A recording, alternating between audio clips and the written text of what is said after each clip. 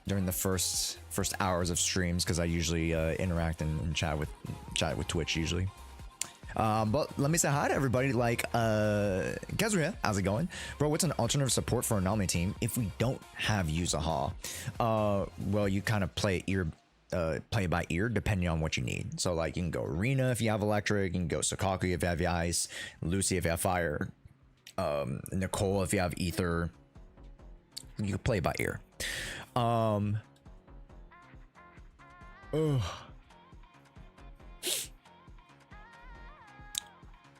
Yeah. What's up, Mashawat? Welcome in.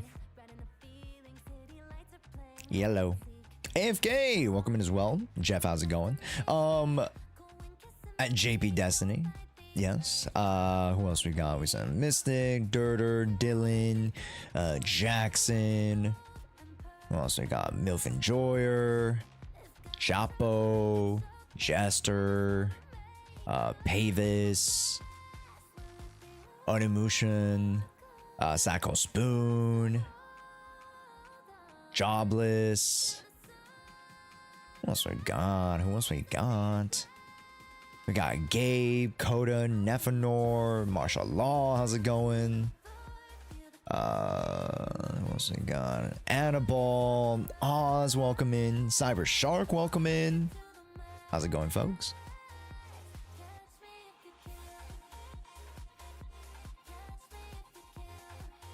You look Jay Shu. Do you have a good diet and exercise? No, terrible. At least not as good as it should be. But I also have high expectations. I kind of just like am chilling for the most part. Yeah. But thanks, I appreciate it. I definitely could have better diet, and I could have better,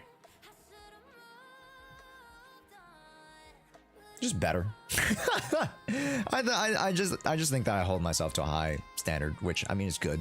I should hold myself to a higher standard, you know. It goes for everybody.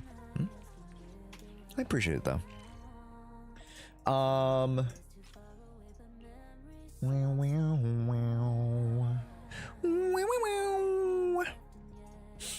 Let's start the dailies.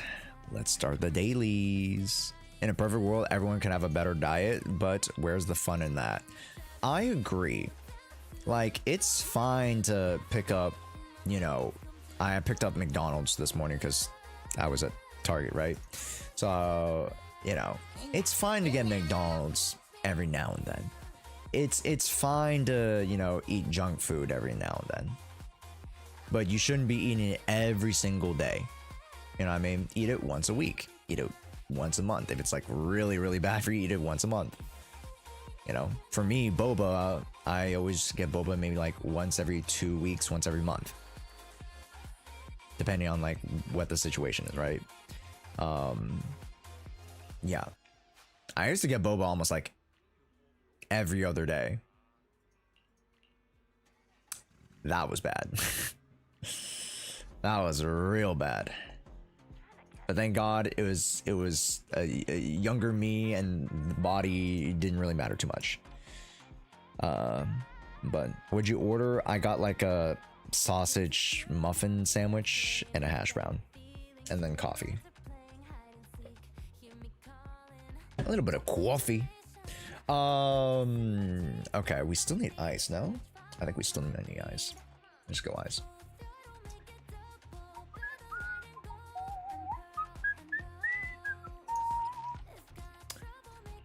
Ba-ba-dee-boo-ba-ba.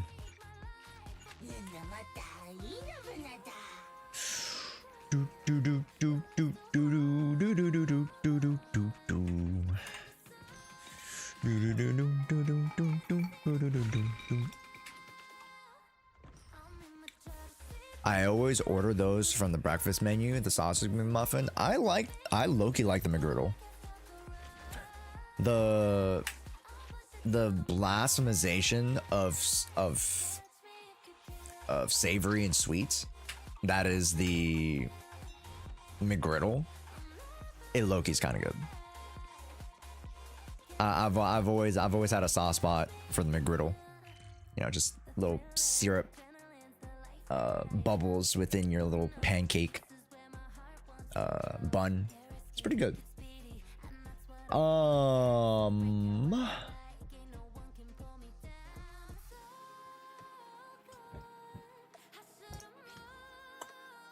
I need more chips, yeah. That's fine. I'm low-key thinking of going M1 with Fusion Compiler for Promeia. Where's my Fusion Compiler? Somewhere. Yeah. I have P3. Overclock 3, R3, whatever you want to call it. That's a pretty good position for your Fusion Compiler. And if you can get your Fusion Compiler to R5 or to max overclock,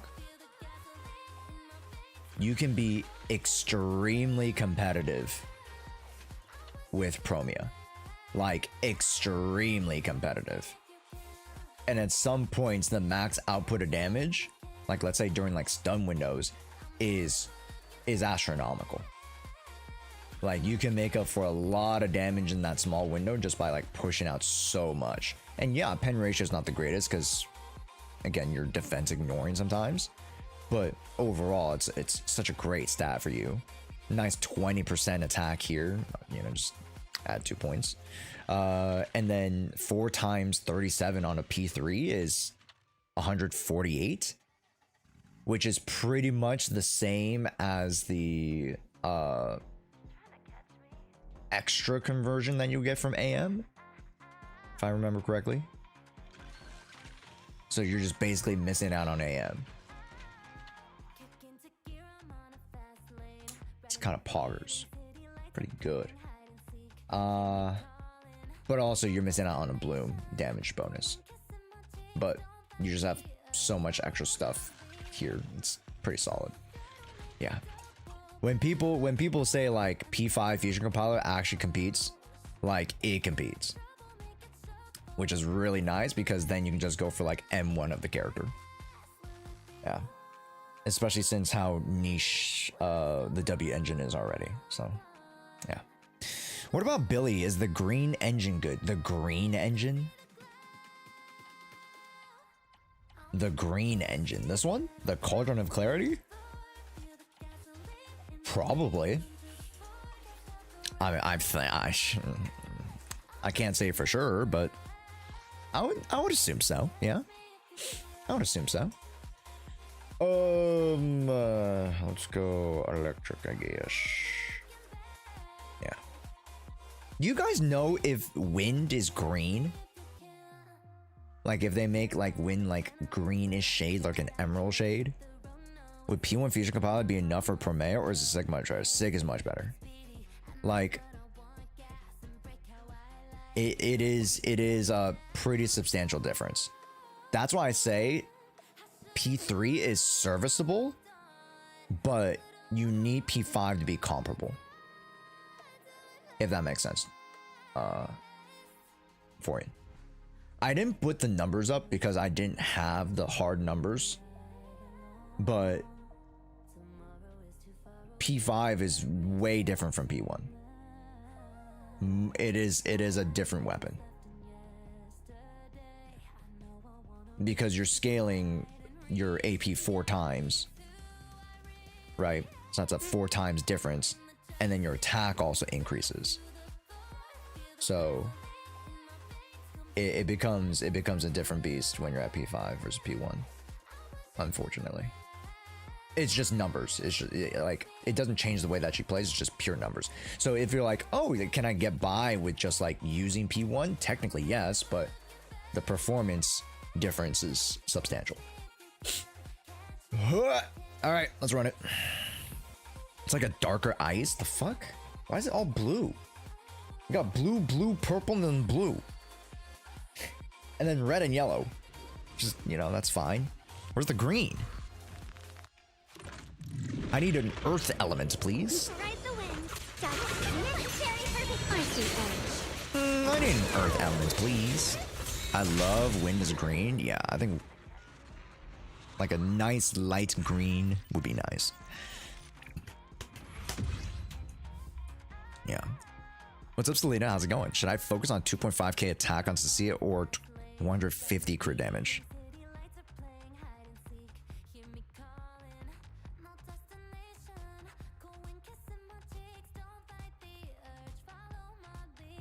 There's some context missing in that question. Because what would be the crit value from the attack, and like how much you gain, how much you're losing? Because that balance ultimately determines the ultimate output of the character. Because at the end of the day, you know, attack is pretty important. Because you can get so many. There are quite a few ways to get crit damage, but it also depends on your weapon. There's a few other factors. That's why we should get an account review. Yeah. Next dev QA, someone has asked why I didn't make it green. Maybe because they're adding Dendro next. Don't quote me on that. Maybe they're adding Dendro next, guys. Who knows? Who knows? Who knows? Who knows? Leave it to me. Only John Hoyerverse would know.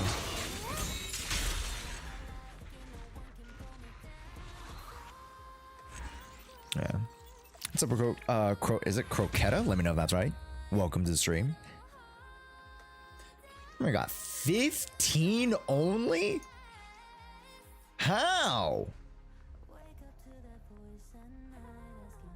I chose the wrong one. This is electric. This is an ice. Oops. That's fine. I can always find a way to make use of it.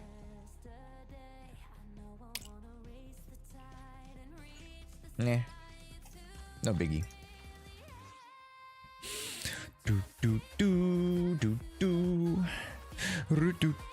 Are you farming for Severian? No. I just fucked up. I was meaning to farm for Promeia. It's fine. It's not a big deal. Also, DW Nup. Let me know how to pronounce that. But hey, thanks so much for the follow. Enjoy the evening. Thank you so much. Thanks so much, man. Have a good night.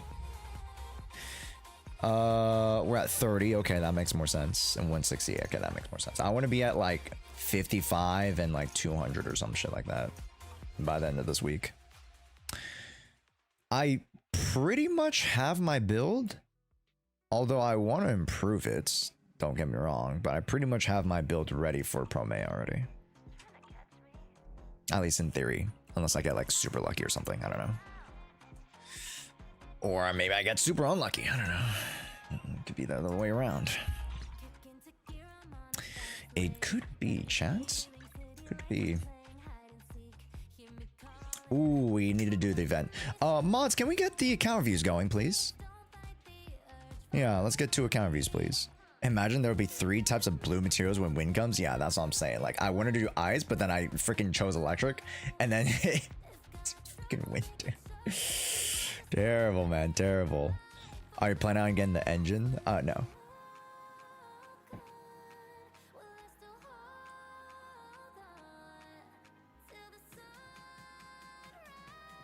I plan on just going Fusion Compiler. Yeah. I sort of wish that once you get Internet 60, that extra EXP goes to the match or something. In Genshin, it goes to Denny's. In this game, it goes... Or excuse me, in Genshin, it goes to their... what the fuck? What the fuck are their coins? Mora? Yeah, Mora. And in this game, I'm pretty sure it goes to Denny's now. Or am I trolling? And HSR's credits, yeah. So it goes to the actual, like, regular currency money. I'm pretty sure. Or maybe not. What's up, Llama? Severian gonna come out right before Ramiel or Summer? I don't know. I wouldn't put it behind them to do that, though. You know, we talked about it last night on the Proxy podcast. I think this is going to be the updated list. This is a little spoiler for my video, chat. Notes. This is a spoiler for my video. I've adjusted my list. 3.0 is Valina, Norma, 3.1 is Ramiel. 3.2 is Roxy. And Clarette.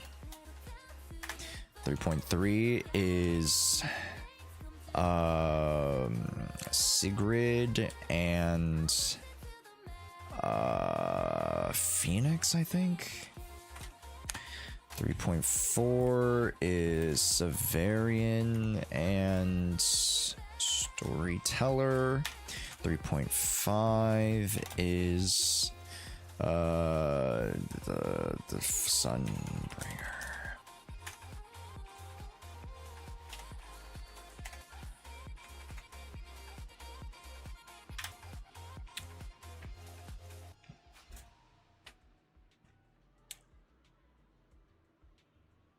Sigurd and Roxy are A ranks? No. All the characters that they highlighted in that like list are S ranks. The characters that weren't highlighted, aka the freaking Beetle girl, the Nahida character, she's an A rank. All these characters will be S. More than likely.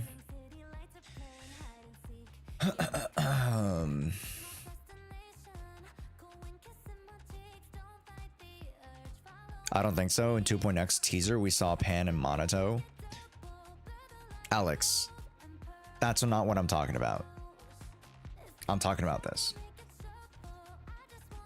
And I hate to go to Twitter for this. Twitter's such a cesspool.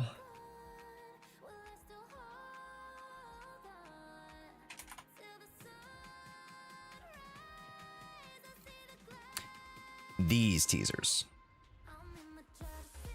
They revealed every single character that is S rank.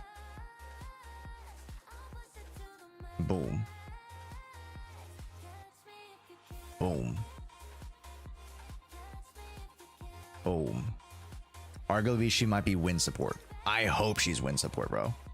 I pray she's win support. Sigrid is either electric or physical. I don't know what she's going to be, electric or physical. I'm feeling electric or physical. If she's like ice or something, I mean, it's fine. As said, he's thinking that she's going to be ice, which makes sense, I guess. Then we got Phoenix, Severian, Storyteller, Ramiel, Sunbringer. All these characters are S rank. There are some characters that are NPCs for sure that they showed in the trailer, but there are some other characters that are clearly playable that are going to be the A ranks. So, yeah. I'm thinking in the first half of 3.x we only get one A rank, which is kind of sad. But I mean, we do get Pyroas for free, so that's, if you think about it, that's two A ranks. We get Pyroas and we get the Beetle Girl, so it's fine. It's not bad. You know, 2 is better than 1. During that whole entire goddamn period, we got Pan and Monato. Sure, I guess. So we got Pyroas and we get a Beetle Girl. Sure, I'll take it. One of them is free. I'll take it. Anywho's it's. That'll be for another video. I might put that out video out Monday. You guys want it Monday? I learned about all the banners. We learned about it. Helios students aren't playable for sure. More than likely not. Yeah. It could be like a poker situation where like people really like them enough to see them playable. But I don't think that's the case. I think they're clearly meant to just be background characters for the story. What up, Mark? How's it going? To be fair, Nocry also gave everyone's name cards, including Drip, Jehoda, and Aino, who are 4 stars. Who knows? That's different. That's different. Different. A little different. A little different. Pyro's got relabel S, though. It's free, though. He's free. Aren't Roxy and Clarette connected to Helios? Bro, what are you, the fucking Ghost Rider? What, you stole the Google Docky with the story? How the fuck do you know?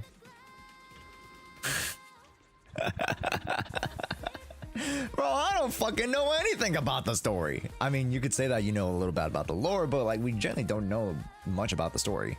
You know? Not to I didn't mean to come out of that as like too belittling. That's my bad. Yeah. I'm even around too much.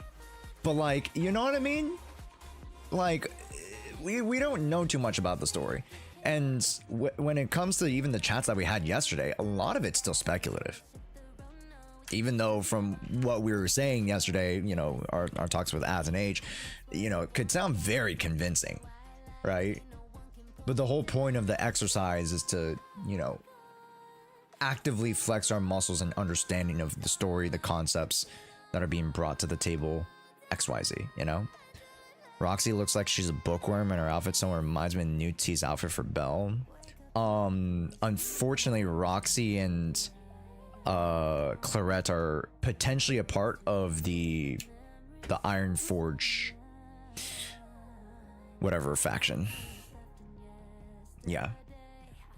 They're carpenters or whatever. Iron workers, that faction. Potentially. We'll see. Exactly. We'll see. Blacksmith? There you go. I couldn't think of the freaking word for it. Blacksmith. Okay. Mods in the next 5-10 minutes. Choose the account reviews. Let's quickly do the event. Because you see how you guys said this was quick. Let's quickly do it. Hello, yo, what's up, Leviathan? Hello. Oh yeah, how's it going, everybody? Happy Saturday. If you're all doing well, welcome. Yeah, I don't know. Why the hell am I here? Oh, talk to Yuzuha. Oh. Hello.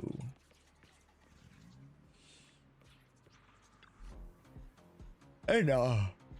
I smashed no Denny inside. Mystic Wares is a scam.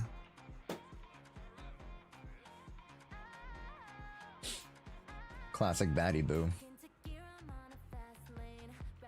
I'm the greatest review boo of New Era Do. Dear customer, why don't you ever trust me? The item you purchased before called porcelain coins is one of the most common porcelain commemorative souvenirs.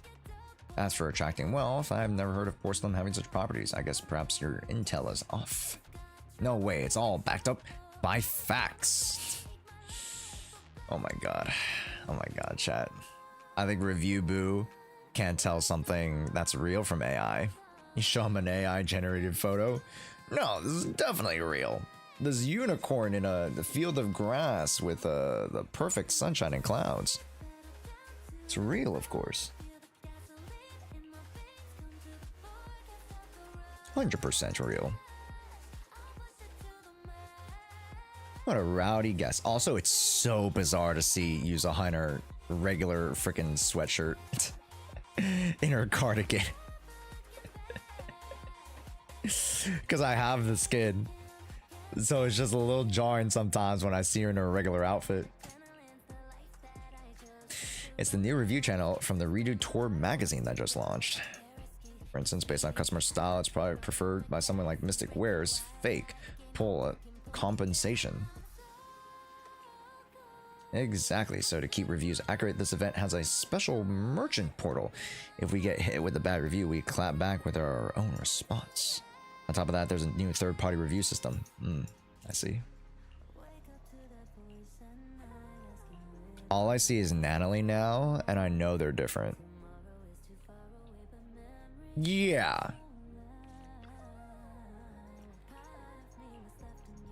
I was low-key like, Natalie? I was like, oh yeah, NT. For a split second, I was like, oh, what happened? Login for another 1 day to unlock. The fuck? Show transaction info for both parties. Display the user feedback on product and service. Check out the merchant reply. Remove negative review. Okay. Next. I should have known better than to go to a thigh and run hair salon.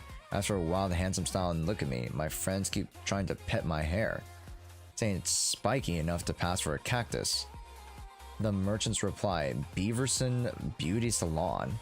Thanks for stopping by. We can't wait to see you again. Request to remove negative review. The hairstyle given to the merchant perfectly matched the requested wild and dominant hairstyle. The service met all standards.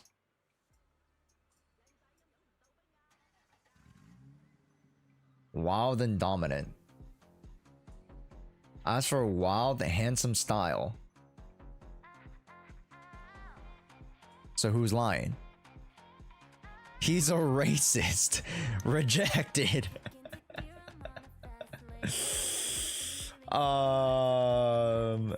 Damn, I need more context. I just need a little bit more context. Because yes, it is very much fringe racism against the Thyrans. But like, how else can you tell? Who's lying here?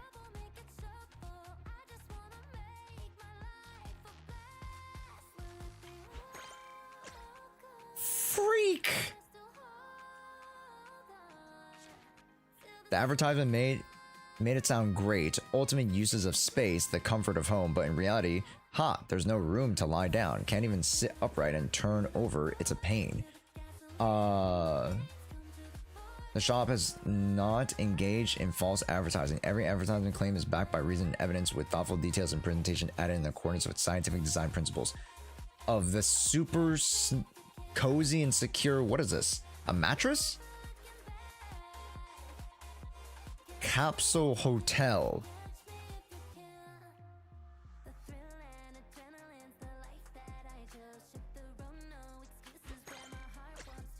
Freak!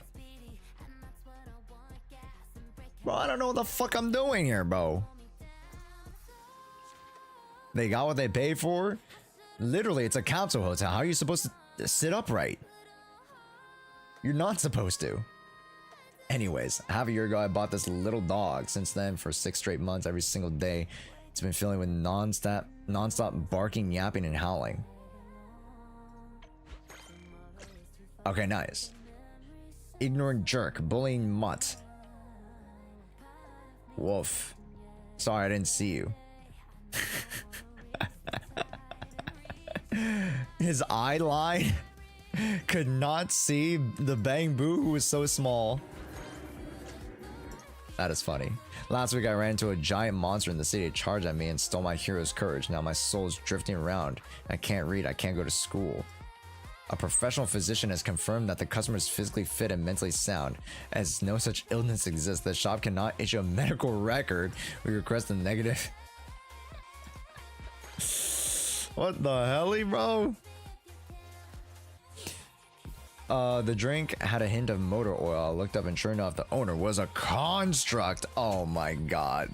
Oh my god. This is just a bunch of freaking racist and anti-clankers, bro. Oh my god. This is blasphemy. We coffee purists will never allow something like this. The comment contained personal attacks against contract residents. A coffee flavor has nothing to do with the identity of the maker. Please have it removed. But the drink had a hint of motor oil. That's the thing, chat. Like, granted, yes, it is borderline racism.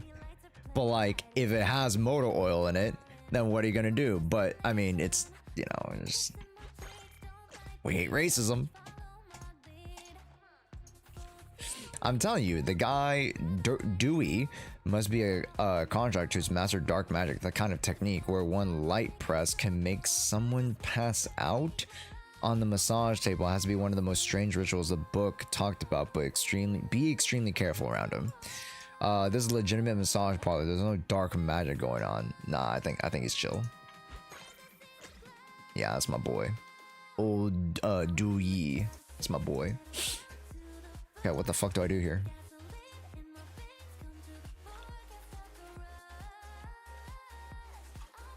Is that it? That's it? And we have a couple more days of it. That's it? That's all you do? Okay. Gotta come back for the rest. Okay, thank you, Yuriko. Okay. Racism is real and prevalent in New Era, dude. Thank you for reminding us, Zenless Zone Zero. I appreciate it. All right, did we choose the count views, chat? Yes or no? Let me know. Yo, Josh, thoughts on Rescalifer? We talked about it all yesterday, Harry. We talked about it all yesterday. A little recap. I'm excited. I think the story is being taken to a place. I'm doing like a little cat stretch, chat. It's taken to a place where we haven't really gone to before. It's really exciting, I think. And a story that is very much shrouded in mystique in a good way, right? In 2.0, it was too much of like a question mark. Now here there's a lot more mystique, a lot more built up to it. In 2.x, we kind of just got tossed in this new area, right? So there is a stark difference between that, even though both have a lot of unknowns around them, right? Going into season 2, going into season 3, there are a lot of unknowns, but you feel way better going into 3.0 than 2.0 because of how they've set it up.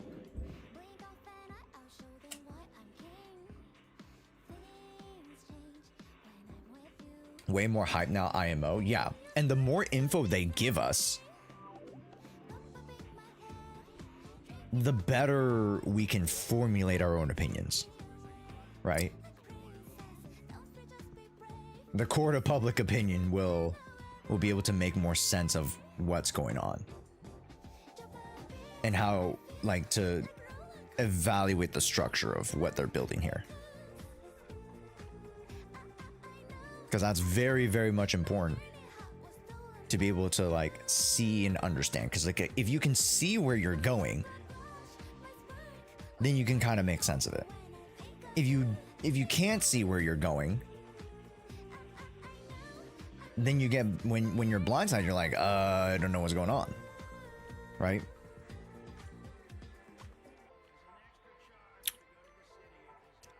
Wouldn't you rather them keep things a secret from us till the release? They don't need to.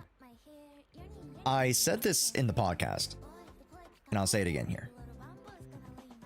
If it's a good story, I don't necessarily mind if I'm spoiled of the end, because the appreciation of the story, at least from my literary background,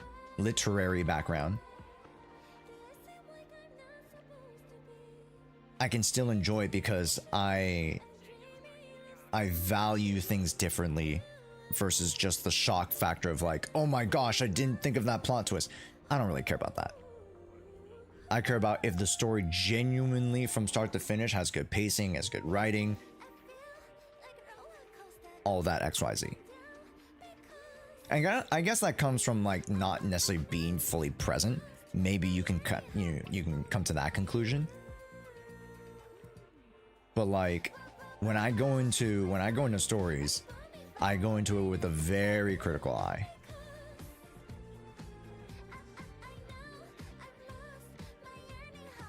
And you guys have seen that time and time again when I do the Let's Plays on stream, when I do the story Let's Plays on stream.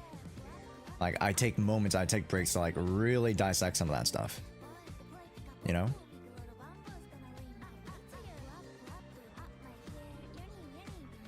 Not just the ending being hype or farming content, yeah. I mean, it's fine to be hype and or farming and whatnot. And this kind of goes back to another comment I made on the podcast too. I don't want it to be a stand versus a stand at the very end of the storyline fight. I don't want it to be like, you know, just, oh yeah, let's have two stands duke it out to see who wins, and then, you know, that person's the right person. That's just very shallow and boring writing. You know, what I dubbed the Iron Man effect, if you guys remember for last night, right? We just have Iron Man and an evil version of Iron Man. We just have Captain America super soldier, and then an evil version of a super soldier, right? We have Black Panther, and then we have evil gold version Black Panther. And yeah, it goes on and on and on and on and on. Granted, there's some amazing writing in betwixt that, but a lot of it gets dropped for just the big fight of the big mirror fight, the big mirror matchup. And it's like, I just hope that doesn't happen, because a lot of the times, like, they'll bring these mirror fights up and then just like all the tension, all the story build up, all that just gets lost a lot of the time, right? And every, like, I know some comments in the chat were like, Josh hates JoJo's. No, there's some genuinely good writing in JoJo's, but then also I understand that it is purely more shonen. It is purely just a shonen, right? The context to which changes my perspective on the expected outcome. Versus with a story that's so deep and integrated into its lore and world building, I want it to be a little bit more introspective. I want it to be a little bit more philosophical. I want it to be a little bit more, thoughtful. Hopefully that makes sense.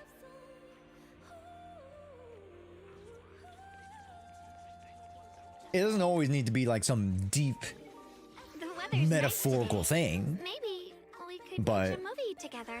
Again, I just want the story to be good, because a lot of these plot devices, like, the stand users, people can see as just being a plot device, being very shallow in one note. I want them to flush out the etheric other.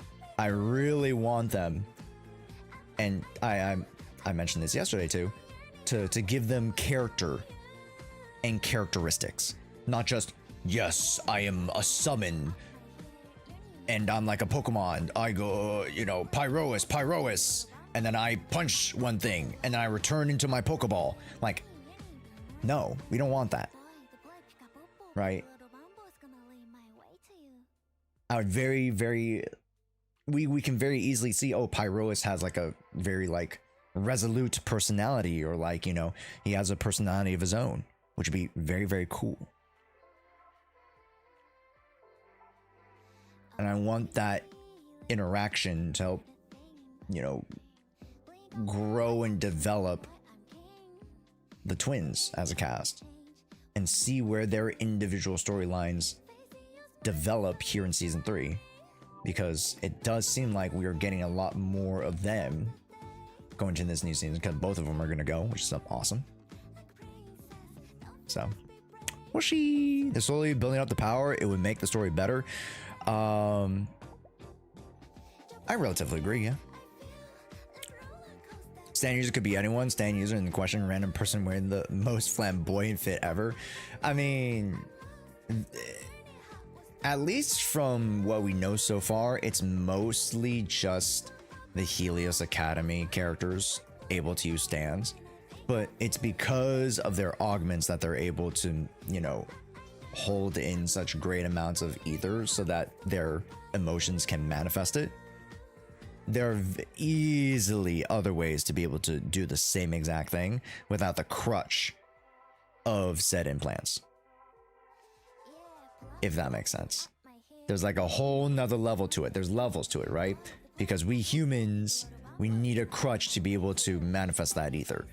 Other characters of a higher existence don't need that.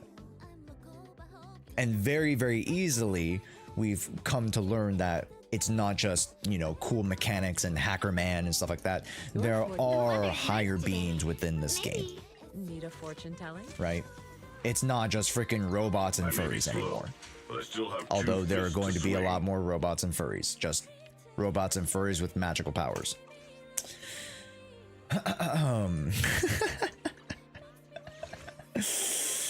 We got magical furries, guys. Magical furries. We got fucking vampires in the sky, baby. Aren't we excited? We got vampires in the sky. Come on now.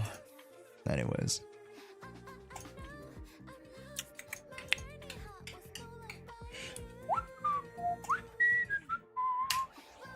All right, let's do some counter views. Very quick, very quick. Very quick, very quick. Oh, wait. Do you guys want to react Andy or a counter view before? I feel like since I'm already kind of headed towards the counter views, I should do it.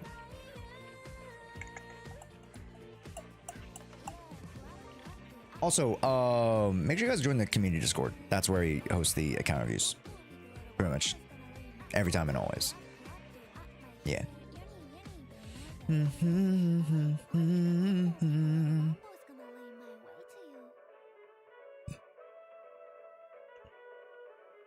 Let's see, let's see. Yuri and Paranoia. Perfect. Perfect, perfect, perfect, perfect, perfect. All right, let's start with Paranoia first, and then we'll go to Yuri.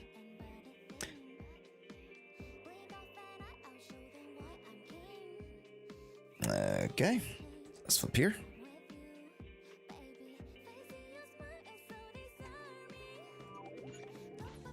There we go. I'm fine with more vampires. Oh, I'm sure you guys are. I'm sure you guys are. Let me log in here real quick. Bada beam boop. How?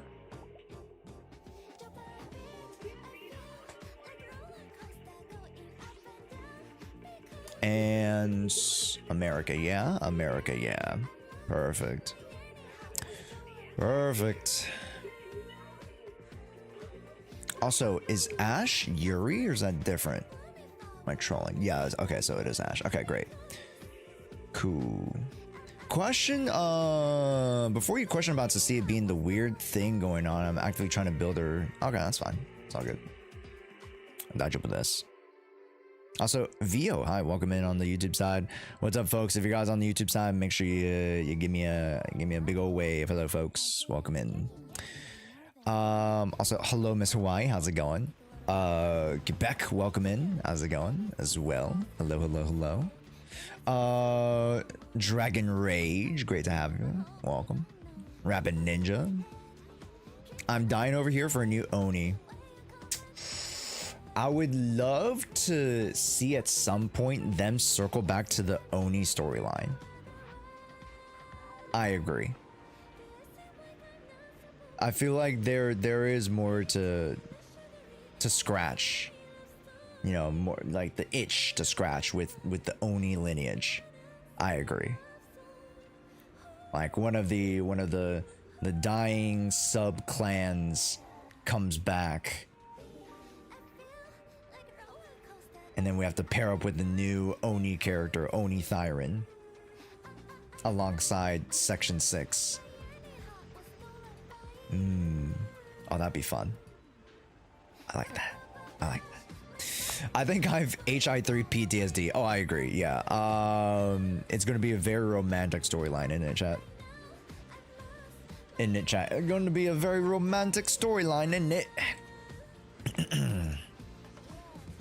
All right. So let me really quickly. Also, I'm gonna start the TikTok because I like starting TikTok when we do account reviews.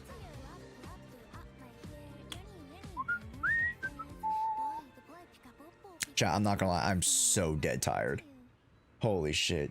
Waking up at 6 a.m. for a freaking Pokemon target drop actually has me so drained. I'm already so tired. Genuinely. Like, I am fried right now. Oh my gosh. So please go support the new YouTube video. We'll talk about Promeia later. We'll react to Promeia trailer right after the count reviews. And then we'll do a little bit of NT maybe. And then I gotta go. I gotta dip. Gotta dip. Got a little chip and dip.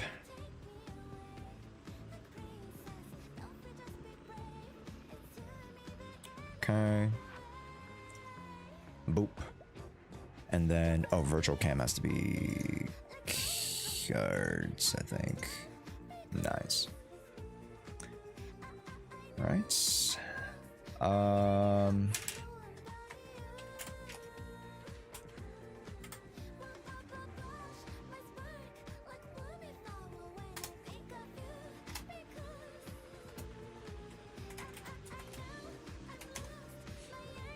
Because when I put the dollar sign, I think they flag me.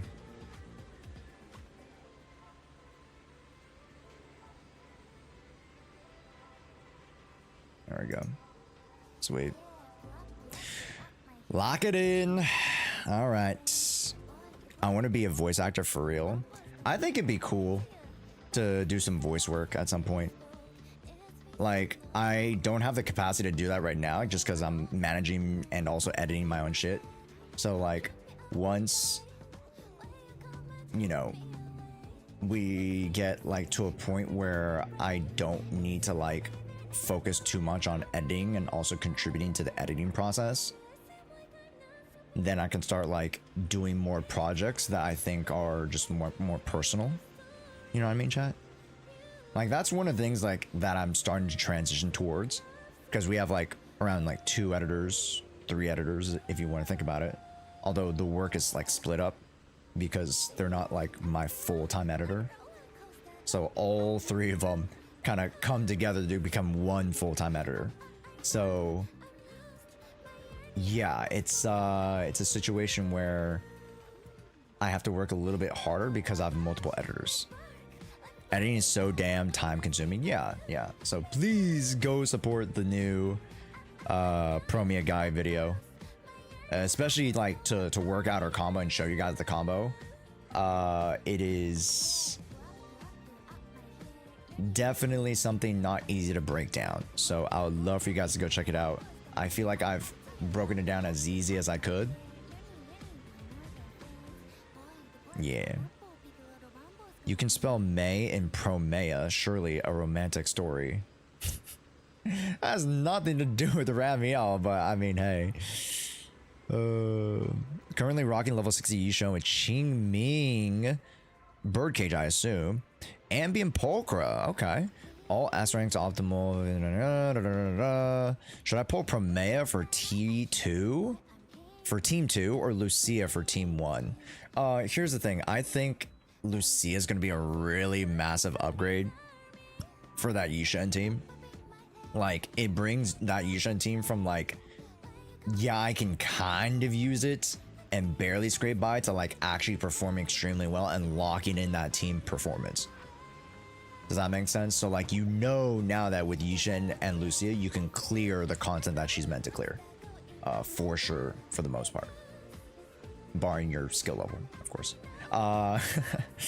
But with Promeia, you're looking to the future. Potentially pulling Promeia to also pull for Valina. Which is not a bad idea, don't get me wrong. It's a really good idea. But are you ready to invest into multiple teams right now? And that's something you have to decide for yourself.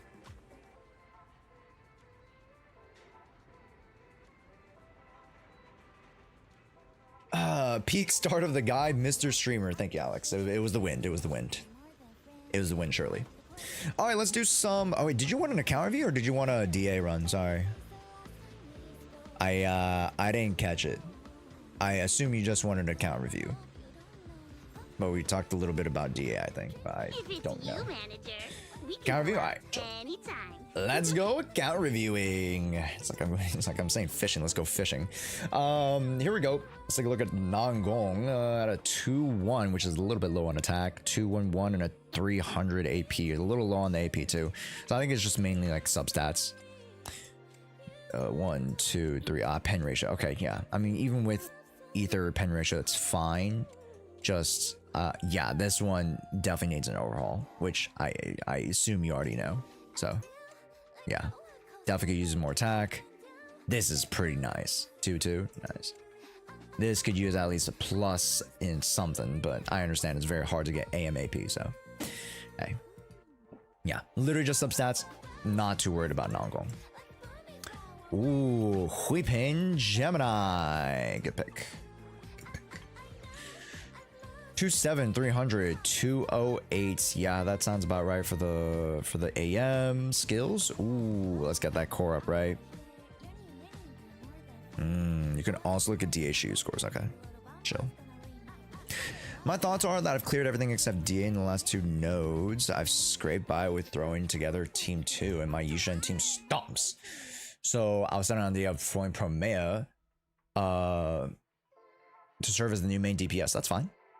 Just understand that that team will be an anomaly team, and you're good.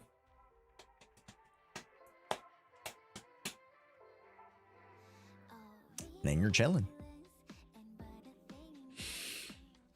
Do do do do. Ba, ba, ba, ba. Yeah, just please make sure you fix up your core. Core is very important, especially for the scaling of her bloom, which is very important. It's very important, please. Very important. Literally, like 40% of her damage comes from purely just the blooms, if not more. It is a lot. It is a lot. She does a bloom. She literally corrupts into the bloom. She uses her own corruption to a bloom. You need it. Yeah, I need it. Please level up the core. It's very important. Suna. Have you built a sooner or later? Attack, energy, attack. That's fine. Kaboom. That's fine. That's fine. Energy 2.5. That's fine. Anything above 2, I'm fine with. The attack is low. Correct me if I'm wrong, chat. Attack 2. Attack 1. Attack 2. Base. Attack 0. Yeah. If you got a few more attacks and you can get closer to 3-3, 3-4, I think you'd be in a better position there. It's not bad. 3-2 is not the worst. Don't get me wrong. You're still gaining quite a bit of bonuses. Damage. That was loud. The bulk and the majority of your stuff, right? Also, why is it so loud? I think that's why. Maybe.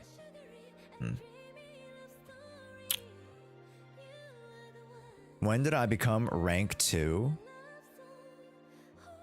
Is it because someone lost their rank, or did you just like gain enough points? Also, thank you, Trans. I appreciate it. Yeah, man. This week you've been feeling a bit under the weather. Take care, man. I appreciate it. Also, Azure Core. So much for the hydrate. Welcome in. What's up, Godly Tune? So I have Ari on my second account and non-going on my main account. Am I cooked? A little bit. I mean, how do you feel with those two accounts? Do you feel better on the Ari account, or do you feel better on the non-going account? Obviously, you'd like to have them both on one account, you know? Granted, I assume the reason you do that is because, like, you only have so many gems for this account, and then, you know, you kind of divvy up the pulls from there, right? So, low-key makes sense. But, yeah. A lot of characters now these days, you want to invest in pairs, or you want to invest, like, into a certain playstyle, right? You can skip, like, let's say you invested into Spook Shack, and you skip the Oval Squad, and then you go for more Unicorn Summit members, and then you skipped, you skip Krampus, and then you go into Angels of Delusion. Like, you'll be fine if you go into those, like, sects. S-E-C-T, not sex, but S-E-C-T, sects. Sects. Anyways, you guys know what I mean. Yeah. 27, nice. Nice. 62, not bad. 130, 140 on a 2-4. Sheer force a little bit low, but that's fine. That's pretty solid. And sick. Hey, there we go. There we go. Hard with the Rari. 2-5. 187. Not too worst. 2-7. 3-6. Okay. We're cooking. 195. Rainforest Gourmet. Very solid. Yeah, you have to go attack to make up for it, but I mean, it's fine. You got attack here. Yeah, we're cooking. We're cooking, man. Arguably, you might want to try out the Fusion Compiler. Fusion Compiler might be better for her. Just because you can pop specials and EX specials with her. Yeah. Alice is a character who can play towards that playstyle as well. Surprisingly. Manato 50, 120 on a 2-4. A little bit low on the crit spread, but you know, not something to be too concerned about. Looking pretty solid. What's up, guys? I want to try out so many characters I don't have on the main account. Is it wise to buy an alt account just for pulling and hanging out with the characters? If that's something that, you know, you really want for yourself, I mean, you could always like have a friend who, you know, let you run their account sometimes or borrow their account sometimes. You can always do that, you know. Also, if you guys are on the TikTok side, give me a big old wave. Hello, folks. Welcome into the stream. It's your boy Josh. Great to have you. Screen share's not working. Oh, my bad. Thank you, Moog. Thank you for sharing that. Appreciate it. Can you guys see now? Let me know. It's showing the blue screen. Can you guys see now? On the vertical. Look at the YouTube chat. I am looking. It's lagged. It's lagged. You guys are like 30 seconds behind. It's terrible. I forgot to enter the giveaway. No, it's still going on, Rodeo. It's still going on the purple app. You got to redeem the ticket for the $100 raffle. And then the Miyabi skins, I'm actually doing on YouTube. Still enter. Yeah. You can still enter. The what app? The purple app. And then the red app. Wink wonk ding donk. You can figure out what apps those are based on the colors. So, yeah. Username same across the board. JSHOEA. Yeah. Yes, sir. Just call me Josh. What's the raffle again? Clumsy, it's the Promeia raffle. The channel point one. You redeem the 2000 channel point one. Yeah. I see now. Sorry about that. Vertical. Thank you guys for letting me know. Appreciate it. Dude, I'm not gonna lie. We have some good investments. I'm pretty solid. 30 is way too low. Gee, oh, good lord. You cannot spare crit damage right now. You need crit rate.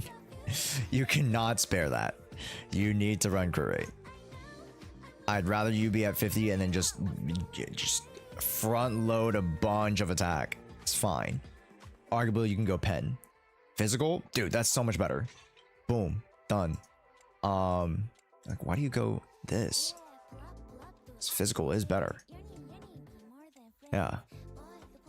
Anomaly, attack. Let's see. We have nothing else. Freak. This piece is holding you back. That forward piece right there. It's not bad. I see what was happening here. Unfortunate. You had a nice 4 liner.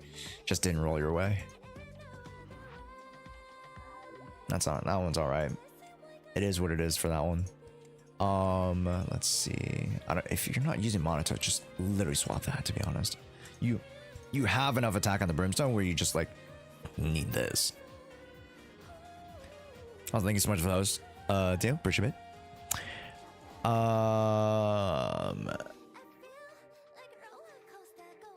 Yeah, it's for Promeia / Lucia. Yeah. I'm from the red app. Hey, I'm here to farm channel points. Nice. You should, yeah. If you're from the red app, you should just open up the purple app too. Just watch on both, to be honest. Just open up both tabs and then just have one of them active, because they're both the same stream. Just, you know, you actually being on both actually really does help out a lot. It really does mean a lot. Let's see. Is Silly above Banya level? I want to say no, but I actually don't know his numbers quite yet. You want my RAM too, bro? I need some RAM. I need some goddamn RAM. I need some RAM, bro. Bro, I was freaking editing. I'm like, bro, this is so annoying. Like, I'm like, this next month, I am going to have to pay like a couple of $1,000s to upgrade my PC, and I might want to do like a little bit of a fundraiser chat to help fund that this upcoming month, because like, man, oh man, is it going to be you know, not fun on the funds. So we might do a little fundraiser We'll see. Yeah. I've been needing to upgrade. This PC hasn't been upgraded in 3 to 5 years. And I say 3 to 5 because like some pieces got upgraded a couple years ago. One of the pieces got upgraded. I think the latest piece that got upgraded was 2 years ago. Which was the GPU. And then the CPU was 3 years ago. The like power supply doesn't really matter. That was like 3 years ago. Most of the pieces are like 5 to even sometimes I think like 5 to 6 years ago. Yeah. So it's slowly getting to be time. Yes. But hey, good thing that you know, the RAM prices are getting a little bit more manageable, I would say. How many watts is your power supply? Like, I think I'm at 850 or 1000, something like that. Yeah. So more than enough. How did bro even play NT with a 3 to 4 year old PC? I mean, I have a 4070 or whatever. Is it 4070? 4070, yeah. That came out, what, just shy of 2 years ago. And then I have like a, like 757 that came out 3 years ago, 3 years ago. Yeah. It says in the task manager. It says a lot of things in task manager. Also, my dog. I don't think you get docs off the task manager, do you? If I remember correctly. That's fine. This is fine. 36 is not the best, but it's not the worst. You shouldn't, yeah. I play NT with 7-year-old PC, old parts. Do you play at 120 though? Rodeo? That's a thing, right? Do you play it at 120 with high specs? I mean, to be fair, you're not streaming it too, so you know, it's fair. You honestly, like, a budget slash mid-tier can definitely play at a really decent quality, to be fair. Yeah, so see, I mean, we just like look generally at your stuff. I mean, this is a drill rig is great, don't get me wrong. Drill rig is great. Energy, attack, crit damage, you have the right idea. That's all I really need to see. So yeah, that's fine. Attack anomaly, I would love to see anomaly mastery. Of course, you have some not so great anomaly pieces. I would really ask you to focus on building your anomaly characters going into Promeia and going into 3.0. Yeah, we talked a little bit about wind yesterday. I hope that Az didn't come out of the conversation more confused, because it low-key seemed like he came out of the conversation more confused about wind.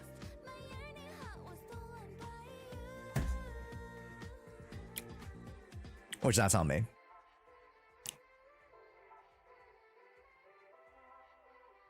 Look at Grace. Grace Howard. Fusion. It's not bad. Although if you're running attack here, I would run electric. Just because you get attack in here. Pretty much is substitute for a 5-piece. Or you can run Pen. Actually, Pen would be really good, actually. Unironically, you should run Pen.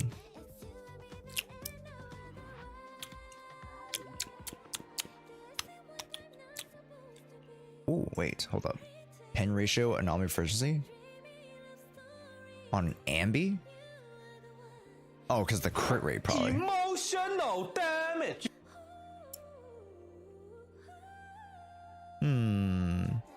Actually got hella rebuild. Yeah, it's pretty decent. Pretty decent. Yeah, it's pretty good. Definitely level up special attack max. If you're really in there, level up turn to max. I'm playing NT on a 1050 Ti. Sheesh. Oh my gosh, you're literally squeezing that freaking engine for its life, bro. Oh my goodness. Yo, Pulchra. I mean, yeah, this account has Pulchra, but not built very well. I must admit. Does 48 crit rates, 40 and a 166 spread, good for Hari. What's your sheer force? All right, you got to put it into the context of your offensive stats. Like crit rate's obviously great, but like, what's your sheer force? What's your crit damage? How's the balance of those together? I think 25. That's pretty good. That's pretty good then.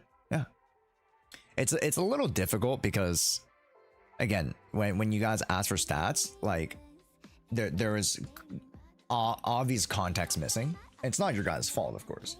There's just context missing. So, yeah. But honestly, a pretty good build.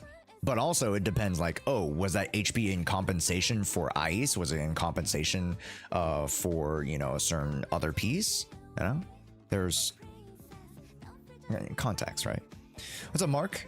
Can you go to the shop idle? Because I don't know where this Cecilia be gone.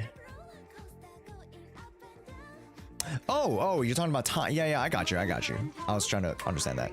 Yeah, I got you. Yeah, let's go to the shop there. And it'll be gone in 3 days. Be gone in 3 days, Mark. 3 days. You got 3 days. And also, chat, the signups for Promeia and Seed viewer polls, not the giveaway. The sign up for viewer polls for Lucia and Promeia are on the Discord. So if we have more than 20 people, I'll set up the form. If not, then we can just like go more individual on that. But if we got more than 20 people, like we usually do, we'll pull up the form. Crazy. That's Lucia. We did not use the form. Ever since I started using the form format, Cecilia was the only character we didn't use the form for. Crazy. I mean, that firstly shows how big the community's gone, so thank you guys, I do appreciate it. But secondly, that shows how nobody was pulling on Cecilia. Oh, I'm so sorry, Snake. It is what it is, man. Like, out of all the units past Nongong, like, it's like Promeia maybe, but then you're saving everything for a ton of the new units. Except for Kate. Well, Kate can afford it. Kate can afford it. He's fine. He'll be fine. He's in a very fortunate situation now, and that's thanks to the community support and his hard work and everything, you know. So, Ramiel's our 3.0 Void Hunter. We'll see. It's presumed. Who genuinely knows? It could still be that Sunbringer is still established as a Void Hunter. You never know. Could be curious. Any questions? I think we've gone through the bulk of this account already, so we're kind of chilling like a villain. The only thing I would say is maybe build Nicole. Nicole's going to be a great pivot. And then everything else really pretty much came down to most of your anomalies aren't fully built yet. Arya was missing core, some skills. I think you were missing some core, some skills. I wasn't very too happy with the drive disc, or not drive disc, excuse me, the total stats, which comes down to drive disc substats. And then you were missing one or two things. I think stat wise, you were okay, but just, you know, missing some things that could definitely improve. So it's mostly the anomaly cares. I think, you know, the Yidhari looked great, the Yashin Guang looked pretty decent, although the crit damage needed to be go for crit rate. You need to get 50. Yeah, Yishen looked pretty decent. So, yeah. A little spotty, but I think you're doing pretty good, especially for how many units you already have. You're spread thin, right? So you're doing pretty good. But welcome in, chat. You know, for the folks who are just joining stream, let me take a small break to say hi to folks. And also thank you so much, Rabbit. Thank you so much for the primer. I do appreciate it. Let's get some Sambi primers up in your chat, baby. Yeah, man. Yeah. Hey, chat, do you guys want to see, you know, I only slept 3 hours last night. I slept at 2/3 because I don't know when I actually fell asleep. And then I woke up at 6. Do you guys want to see why? If you guys were already here in the stream, you guys already know why, but I want to show it to the people who came in the middle of the stream. Thanks for the Promeia guide. Of course, of course. Hopefully you guys enjoyed. Like, my goal with my guides not to be like the most like crazy, like here's all the information, this is everything, blah blah blah. I'm trying to have you guys dissect and understand the character. So, showcase went live. Yes, it's already live. I'll do a director's cut and we'll talk about it. Yeah. Yeah. But let me show you guys some really cool stuff that I just got. I went to Target, and I know that sounds crazy. It's just like, Target? Hello, Josh? But I went to Target for the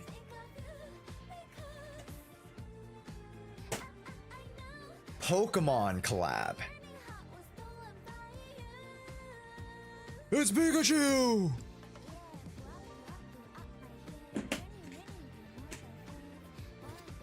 Here's a Snorlax.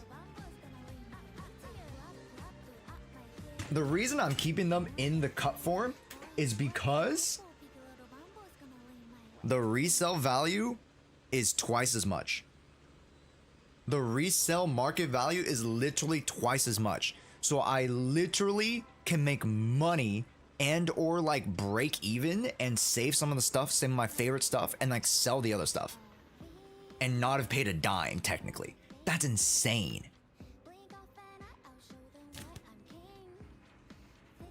Charizard.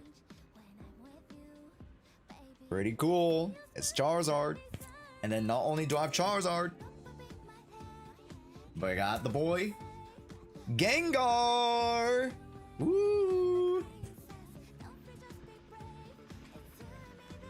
Scalper? No, I got one of each. If I was scalping, I'd get like freaking 10 billion t-shirts.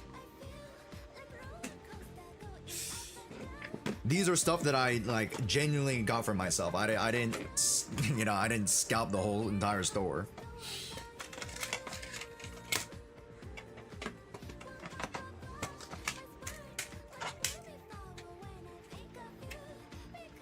I got the 3 character pins, or sorry, the 3 starter pins. You got Bulbasaur there, you got Squirtle, you got Charmander. Super cute, super cute.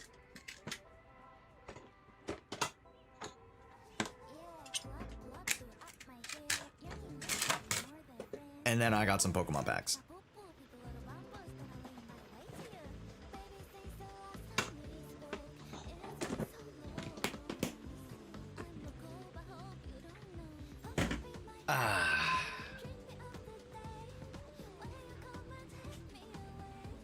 Yep.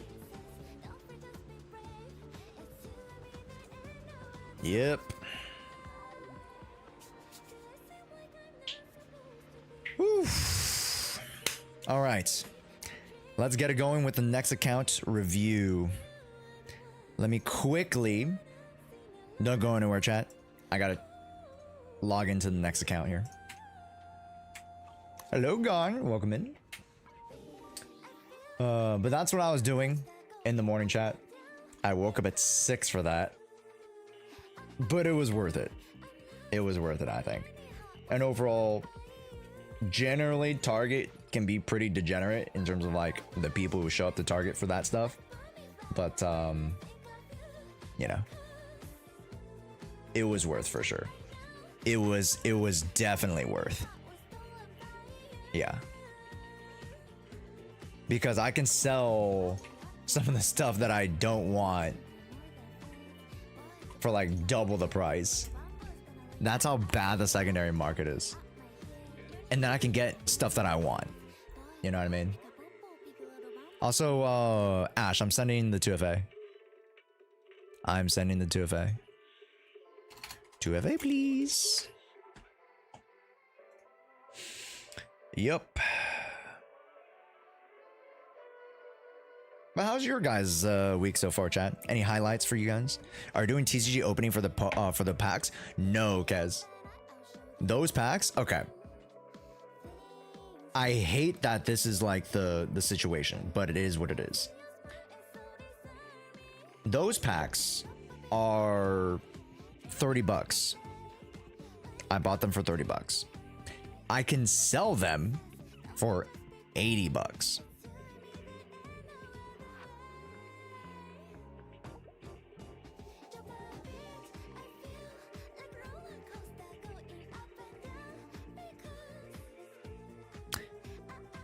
So I can sell them,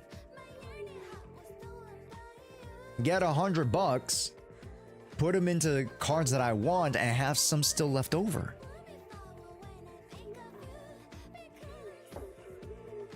This is why I don't bother with Pokemon anymore. People just make a scam out of it. Yeah, relative. The thrill of gambling, I've gambled enough. I've opened up enough Pokemon, or enough of those packs, that at this point, I am going for specific stuff. Yeah. So that pack is called Ascendant Heroes. It's one of the newest sets and is very expensive right now. Only gonna get more expensive probably. But it is such a good set that like I should probably just like hold and or sell. Because the value of the sealed product is greater than that of the individual cards. So like and this goes to like the investing like aspect of it. I'll probably pick up some more of the cards for my Grandmaster set throughout the next 3 to 6 months as the prices go down, but the price of the product will always go up because there's only so much sealed product. But people are opening more packs, that means more of the cards are in circulation. So like it'll be easier for me to get cards in 3 to 6 months. It will be harder for me to get product. So that's why so many people are stockpiling on product, because it is literally an investment. Outside of AI stocks, like literally investing into Pokemon is more profitable than the stock market itself. Insane. It's so dumb. I agree with you guys. But you gotta play the game a little bit alongside, you know, being a fan. If that makes any sense. Because like I've been a fan of collecting Pokemon cards. I've been a fan of Pokemon since I was but a wee lad. But officially I started collecting Pokemon cards all the way back in 2014. Even with my very small budget, I was still collecting Pokemon cards. So.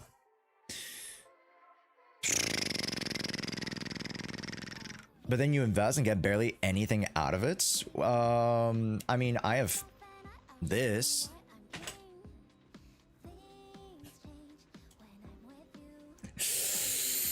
Literally investing in stuff got me this guy. You just got to understand the market. You got to be savvy enough. You know, arguably this is a bad business decision. Technically. But you know, one that I'm very much okay with.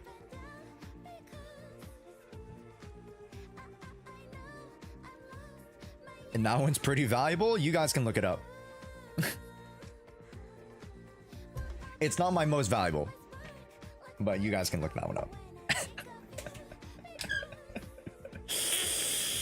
You guys can look that one up and see the price for yourselves. PSA 10 Mega Gengar EX. Yay. All right, let's take a look here. Nongong Arya Suna. Oh, we missed on the Angels, which is perfectly fine. If you're not going for the Angels at all, just let's not go for them. Arguable that I would have loved for you to go for Nongong at least, because Nongong genuinely is literally one of the best supports for Anomaly. That's so crazy to say, ain't it? A support for the Anomaly. Also, thank you so much for reminding me. Thank you. Can you guys see now? Both of the vertical sites. TikTok. Vertical. Okay. Can you guys see now? Thumbs up. Can you guys see it? We're starting the account review now. My bad. I was logging in there. You guys can see now? Cool. Yep. Let's do some account review. But yeah, outside of you know, just the general angels, I would love to see Nangong just because she's like a key component of many meta anomaly teams. Astra is not that big of a deal anymore if you do or don't have her, just because there's just a plethora of just like very comparable stat buffers out there. You know, Zhao for free, use a Hall, Lucia for rupture, right? You could have got Suna, who is very, very you know, comparable to Astra Yao, but you already have some really good options, so we're staying pretty here. Nangong is truly an anomaly. That's right, Aqua. That's right. That's right. Yeah. I will be making a video on the 5 least valued characters, in my opinion, of the the second season of Zenless. So we'll go through all like the 5 worst units, and we'll also go through the 5 best units. Of course, you guys kind of already know them, but I mean, it's a fun exercise. It's a fun video to go through. Okay, let's take a look at the characters. Let's take a look under the hood. 3K, good. 300 and 249. Not too shabby on the energy. Yeah, Phaethon's energy, nice. Now, here's the thing. I would be okay with you actually not running Phaethon's. Although Phaethon's is really, really solid, and you're running energy regen with the Flamemaker Shaker, that's perfectly fine. You could low-key run more AP just because of how fast your fire, your double shot is actually pushing out the fire outside of Afterburn. So you low-key should be fine without having the Phaethon's Melody. Well, it's fine still, of course. It helps you build up more. It's perfectly usable, don't get me wrong. But I found that running AP will get you just a little bit more kick out of it, to be honest, in the grand scheme of things. Yeah. Level up its skills, please. Dash about it. Next. Good. Although, you know, I'm not too big of a fan of the restraints, especially, I mean, granted, there's no real best in slot option for potential 6 Lycon because he's on field, so he can't activate this motherfucking Hellfire to give him a freaking, and also he can't activate the restraint. Freaking frick. Oh man, they actually just like capped him off so hard. The actual glass ceiling for this guy is just insane. All right, the glass ceiling for furries, chat. All right, nobody talks about it. Nobody talks about it. I didn't talk about it. There was a glass ceiling for the furries. Okay. Anyways, it looks pretty good. I'm not too mad about Shockstar Disco, although, you know, in generalities, King of the Summit is better. And then if you're just going to use him for like Miyabi-con, which, you know, again, Mono Ice is very much in play, you can go Astral Voice or something. Speaking of Astral, nice. 2.6, very close to 2.7, very impressive actually. 87, yeah, close to 90%. That's what we want. 2.5 energy regen, very nice. Nice. 2.65 energy regen. That's fine. Arguable, too much energy regen.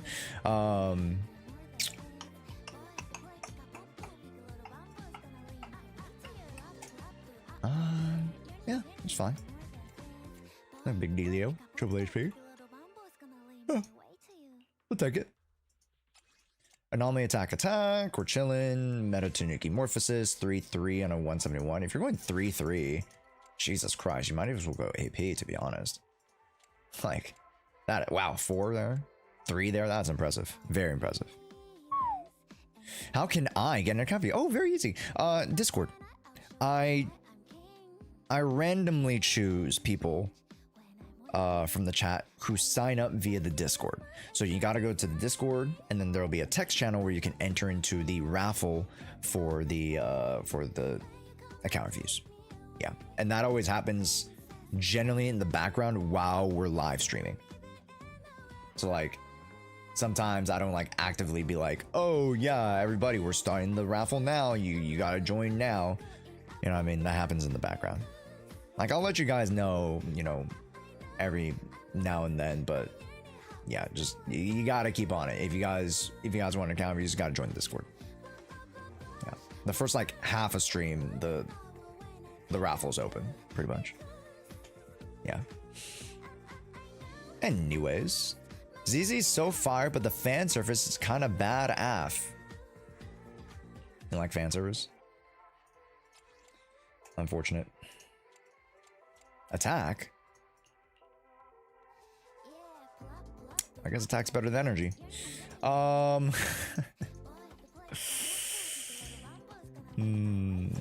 mean, understandable, not everybody's like as lustful, right? You know, some people might find the pandering very distasteful, which is fine. It's all subjective, right? Okay, we're cooking. Hey, we're cooking. Hey, that's great. Level up your goddamn skills. Why is this 9? Get this 12 and get this at least 10, if not 12. Oh yeah, yeah, but great Yeshin Guang overall. Yeah, good stats. 53, 131. Are we going crit damage here? The helly? What the hell? Damn. 3-5. Impressive. Arguable that I would go impact here and then really just try to like nail home the attack and the substats, but very respectable. My shoe's so scuffed, even Varian has problems getting 25k on the second room. If you want a challenge, I can take a look after this. We only have 2 account reviews for today, so we can take a look. Just ping me on Discord. Okay. Okay, what's your stats? 2-6. Sweeping? It's not bad. 375. It's pretty decent. Alright, not bad. Janeth of Doe. Janeth of Doe. Ah. We have Time Weaver too. That's awesome. Yeah. 24 is... Ooh, wow. Wow, we are really banking on some good luck here. Although, yeah, this HP. Oh wait, no, sorry. I thought I was looking at a 6 HP. I'm such an idiot. This is how you know I've only gotten 3 hours of goddamn sleep. Yeah, that's a great piece right there. That's a really good looking piece right there.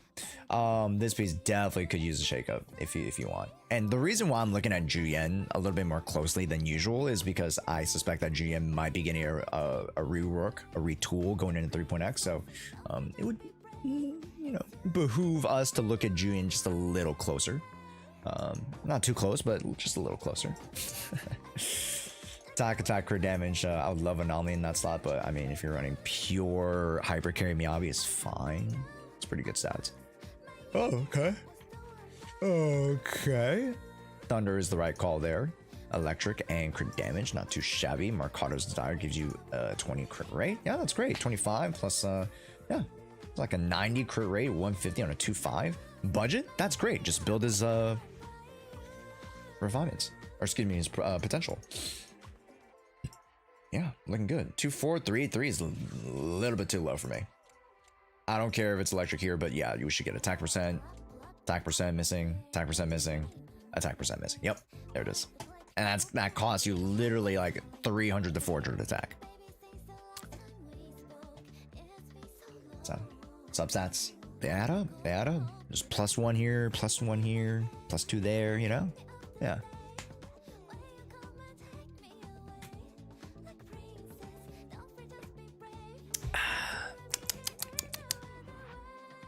GN's also work in progress. That's all good. It's all good. Yeah. I think overall, just because you have a really large spread of characters as well, for the amount of characters that you have, the investment's pretty solid. Just obviously a lot of touching up in terms of the substats, but we're looking good. I think the builds are really solid. You have a great understanding of character building for this game, so that's no question. We're doing good here. Doing good work. Yay!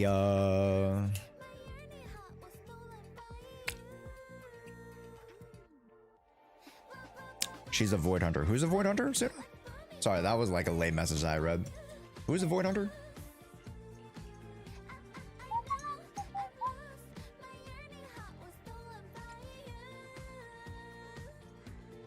Okay. Okay. Freaking Arya.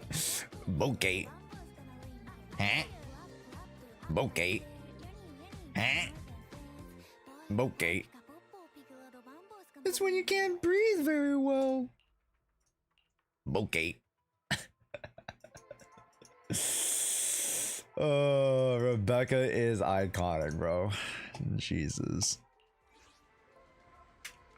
All right. Yeah.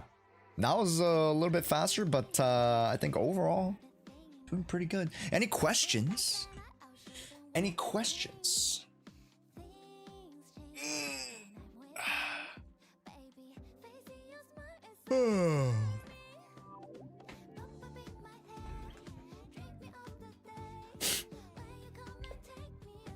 Chat, we gotta do Promeia stuff. Start thinking of your Promeia questions, chat.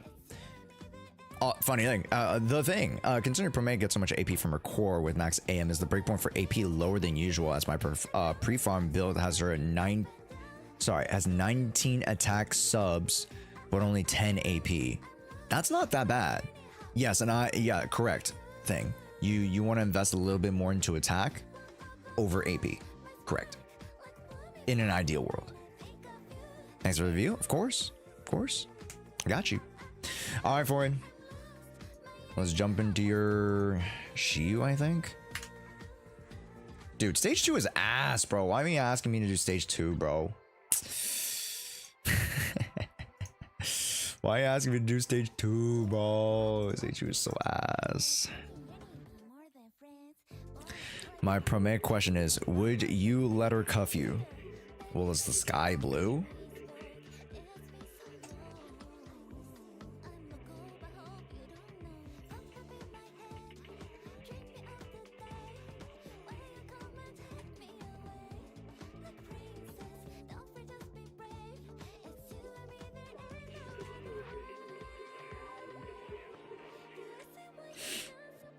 Also, Foreign, are you EU? I forget where. Might be trolling. You're EU, right?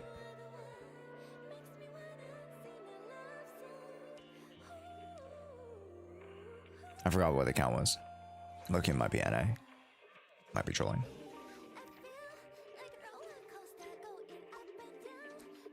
Perfect.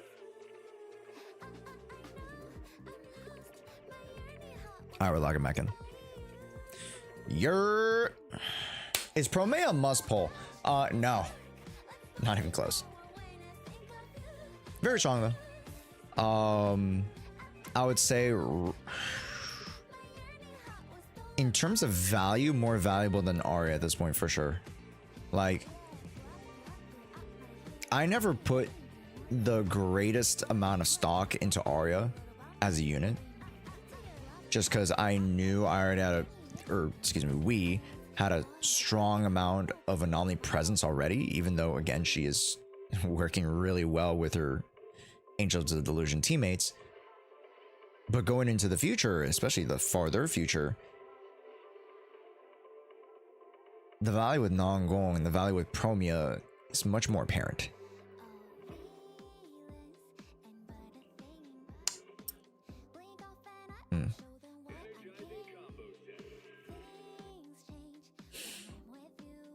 Yeah.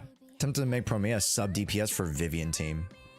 What do you mean sub DPS? I mean, Promeia is going to be the one driving a lot of that stuff, to be honest. Yeah. And I noticed, like, my dumbass does not know how to manage Vivian stacks. Holy shit, I'm terrible at managing Vivian stacks, bro. Bro, people be, like, farming the shit out of Promeia. Like, dude, there's some, like, insane, like, crazy Promeia combos. And, like, bro, I'm just like, I'm pressing E and holding basic. I know the combo, but, like, I can't execute it very well. I didn't have a lot of time with Promeia. I did not have a lot of time with Promeia. It works well enough. Yeah. I had less time than was allotted for, you know, whatever. But we make it work, chat. Is what it is. Okay, what the hell going on here?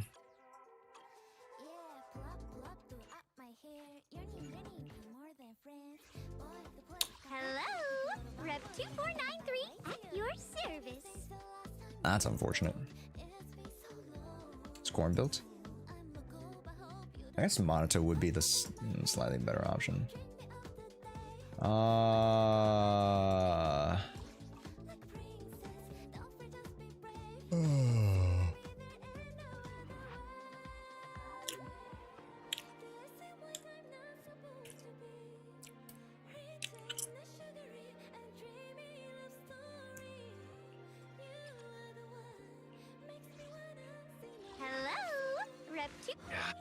This weather's perfect for a little. Yeah, I guess this outfit ain't too bad. The blue bandages are kind of annoying, though. Yeah. Okay, good. Item into percent. Excuse me. Excuse me.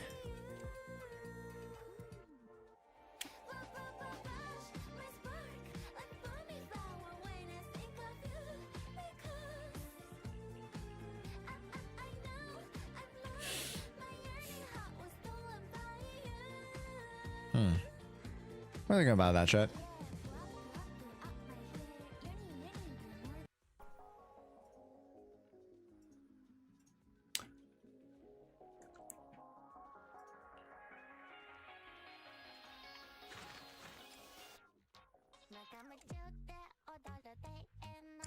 Okay.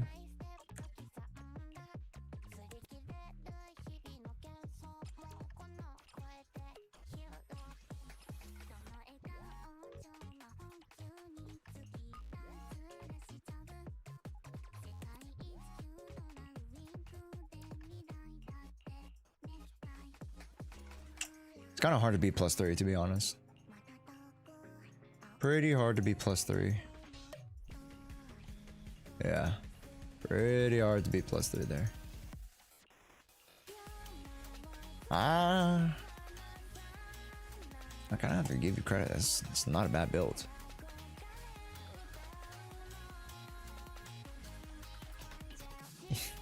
For just surprised that it was crit damage. If this rolls like +2 or +3, then you lock that in, boom, move that piece over. Yeah, there's a few things you could do there. Ooh, okay.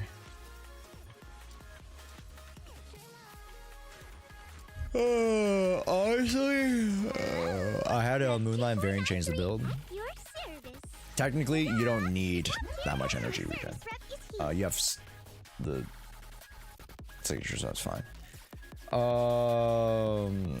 Dude, Asma's kind of booty cheeks here, but I mean, it's the only character. It's pretty decent.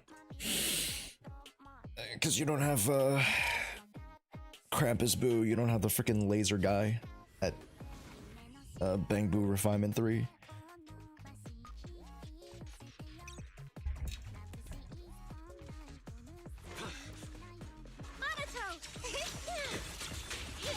Switching to business mode. Bro, are you cut off my attack from animation cancel. Oops. Sounds like you need sleep. Bro, I only slept 3 hours. I woke up at 6. I'm so fucking cooked. I am so cooked right now. You guys don't understand. Is it intercept? Seal. Break.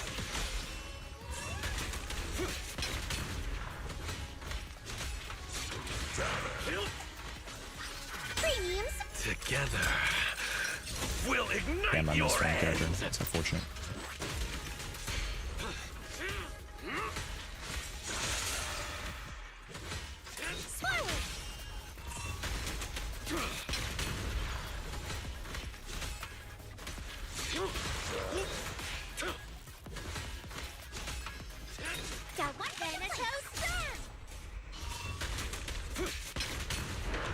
I just gotta force it, to be honest. Use it out of two for a chance. Cover you.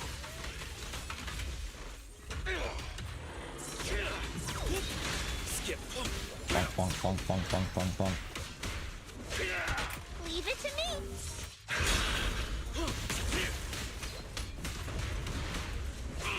So pretty cool, huh? Not done yet. I won't let you down. Intercept. An opening. No, bro. slumber in the mist. Just a ton. Pay close attention to what I'm saying. Hey. Premiums. Let's try and see. Please target the big how guy. hot we can get. Nice. Yeah. Get the verdict is. We never on wave 3? Yeah, it's cooked. Scorching wind. Surprise hotline. Like a shadow.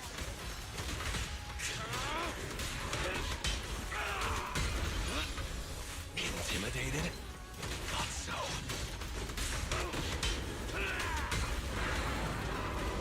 Forward. Don't worry. Drawn from countless legends, melodies, and dreams.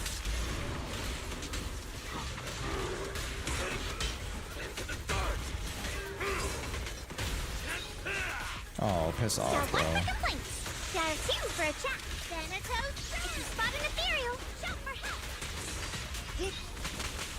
No. What? Intercept. Hit. Seal. Break. An opening. Forward. Hollow hot. Together, we'll ignite your end.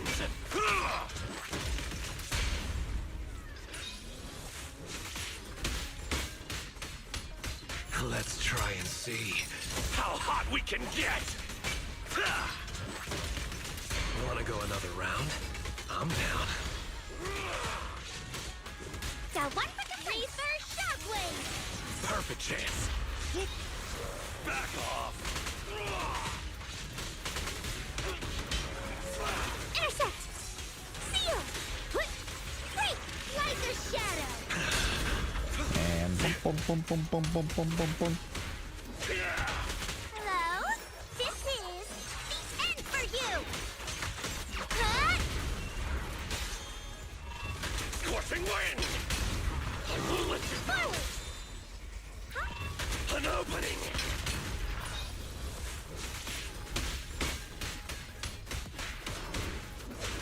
Big talker. Intervals, strong as I am, no. Together, we'll ignite your end. Dude, I suck with Monato. Got one for the Dude, I suck with Monato. See ya. You guys sucked. To the start. Skip. intercept. Seal. The name of the I just like Mishu too. Slumber It's in not meant for this guy.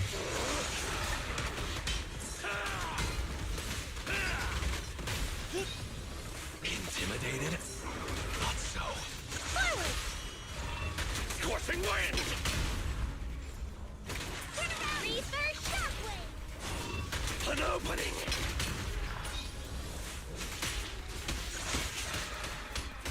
Let's It's try. not and meant for this see guy. How hot we You can definitely get. do it though. I'm just booty cheeks.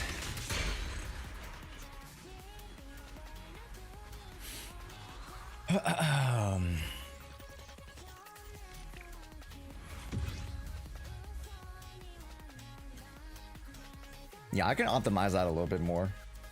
Definitely the first two waves. Definitely the first two waves. Let me figure that out.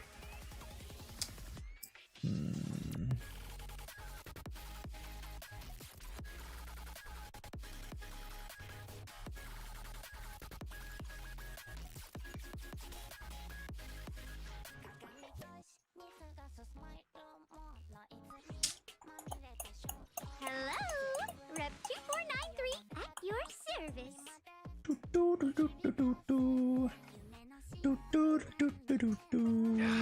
Hey dear, how about a little late night adventure? Promise you'll love Huh. Man. Man, oh man. We do, yeah, we only have Yesh and Guangin as an attacker, huh?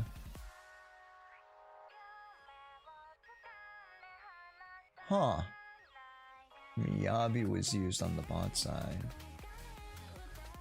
Isn't this also Ice Week?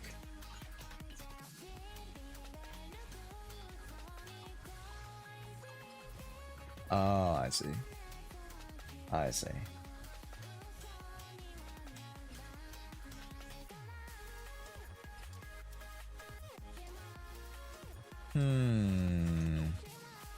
No, that makes sense. Is this someone Shiyu? Yeah, this Mr. Foyan Shiyu. Welcome in, Jojo. I have a question. What should I be saving for right now? Because I only have Seed and Cecilia. Well, Liam, good question. Seed and Cecilia work very well with each other. If that team needs a stunner, then you might want to invest into a stunner. So, you know, investing a little bit more into that singular team. Or you could even realistically just go for another different type of archetype of character. You can go into Rupture. You can go into Anomaly, which we're getting into a very anomalous time in our lives. We're getting Wind very, very soon. Promeia is coming out like literally in a couple days, so quite a few Anomaly characters. Yeah. Also, just play with whatever you want to. That also, you know, huge factor. So, Norma Stonks. We'll see. Oh, dude, this is literally attacker build. It's not meant for Rupture. I mean,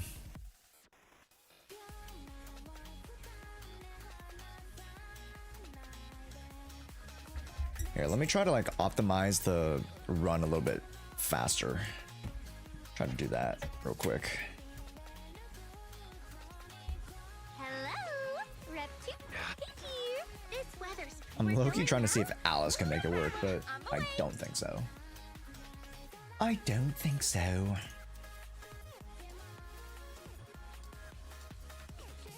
Anton time? I mean, if you had quick swap Anton, that's a different story. That's a different story if we had quick swap Anton. A little different story. Intimidated? Not so. Intimidated? Not so. Gotta deal with you quick. Back off. Is it my shift to I've got your back. Gawaka, showtime! Not done yet. You're dialed 2 for a chat. If you spot an ethereal, shout for help. Hey! Leave the rest to me, Lucia. Intercept! Hollow hot. Together, we'll ignite your end. Hey! Ah! Seal! Intimidated? Not so. Like a shadow. Wanna play a game? Gotta deal with you quick. No. Spike? Yeah! Don't get scorching wind. Surprise hotline! Forward! Shockwave! Let's try and see how hot we can get. Oh my god, piss the freak off, bro. That's so annoying. Intimidated? Dial 2 for a chat. No, don't do that, don't do that, don't do that. No. Bad robot. Cut! Faithful companions! Heed my call! Slumber in the Chance. Bucket.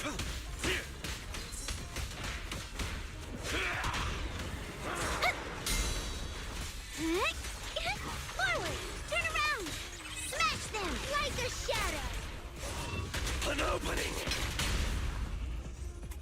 Intercept! Scorching wind.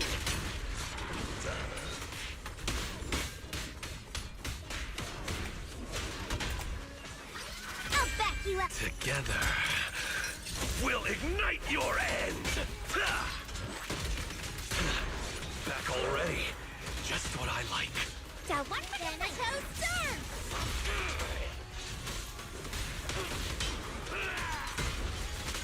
Okay. bonk, bonk, bonk, bonk, bonk, bonk, bonk, bonk. Forward! Turn around! Then! Explosive opening!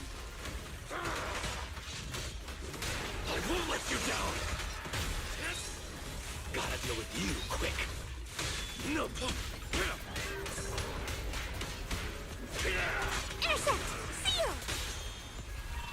An opening! Oh, I'm so mad. Scorching wind!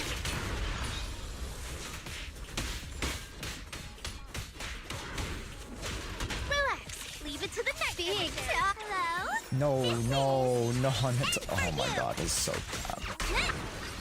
Hello, hot? Let's try and see how hot we can get! Yeah!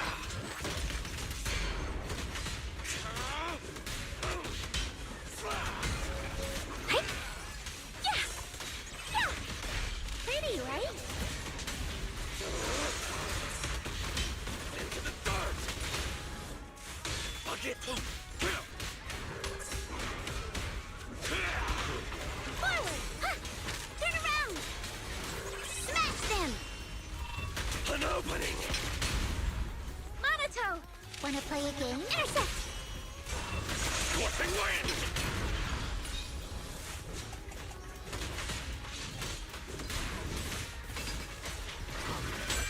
Together, How did I get so far away, we'll chat? ignite your How end! did I get so far away, bro?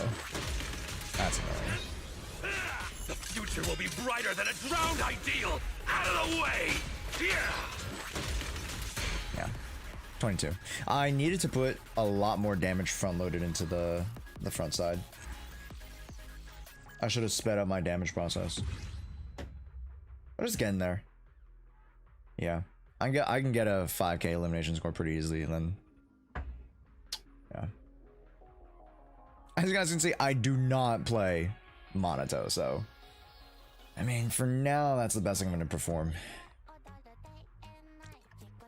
It's possible. It's possible. Clean up on aisle wave 2. Wave 1 wasn't the worst, but definitely could have been cleaner in one whole stun window fell swoop, and that would have saved me like 10 seconds. And then just front loading the damage a little bit more. Yeah. Yeah. It's definitely possible. When we play NTE, we still got to do Promeia stuff, actually. I might not even play NTE today. I'll be so straight up honest. I'm so cooked. I don't have Yuzuha and I'm going to go for anomalies. But since I don't have her, should I just skip anomalies until Yuzuha rerun? Nope. You should grab the units. Because if you wait till Yuzuha, then who are you going to pair Yuzuha with?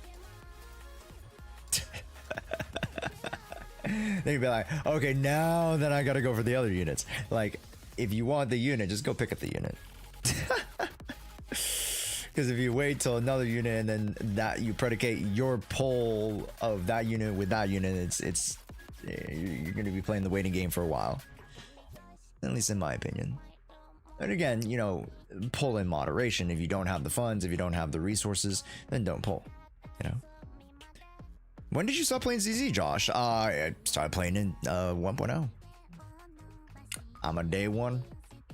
Technically, I'm a day negative couple months because I started playing CBT 2. Technically started covering the game since alpha, but yeah.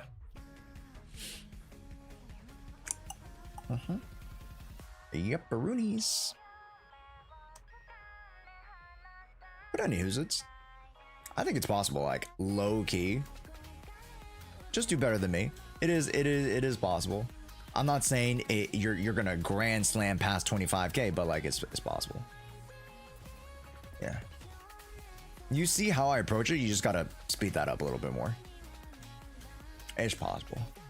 It's possible. It's definitely possible. I'm just also literally sleep deprived. Absolutely cooked right now.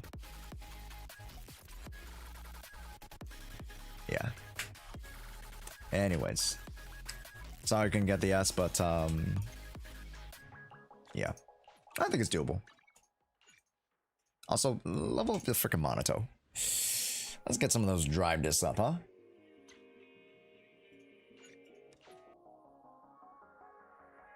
We need to work on Monto's 4th disc. Yeah, I agree. That 4th disc was not giving. I agree. Gamers, it's time to react Andy, ain't it? It's time to freaking react Andy. It's react Andy time. It's react Andy time. You need so much substats? Yeah. Yep.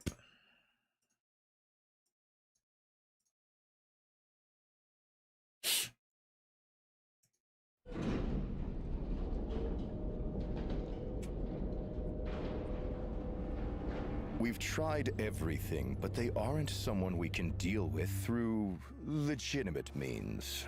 That's fine. Krampus has kept an eye on them for a while.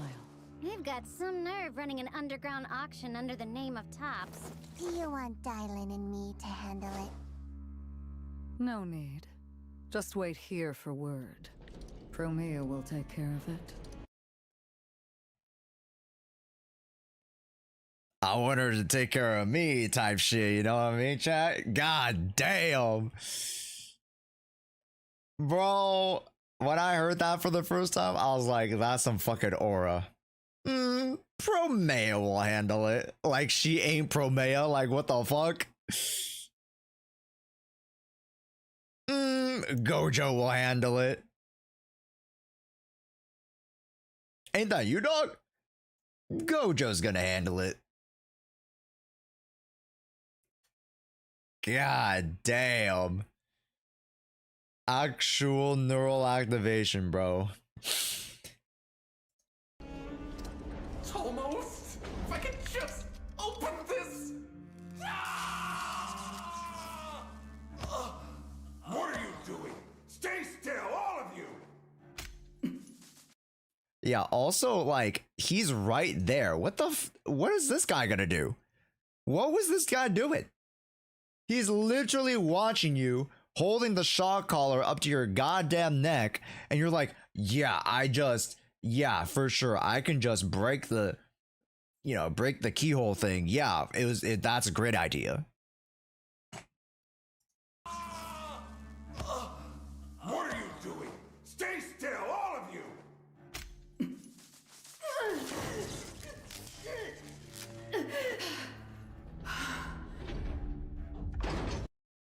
For science, we gotta run that back. For science, we gotta run that back. Just just for science, of course, for science.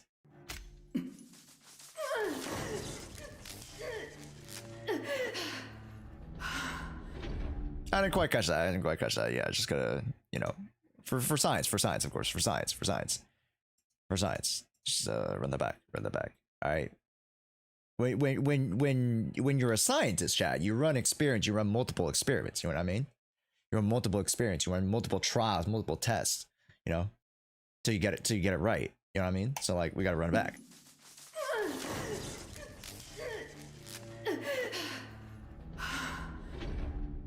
Okay, just let's keep going. Don't keep the mind asleep.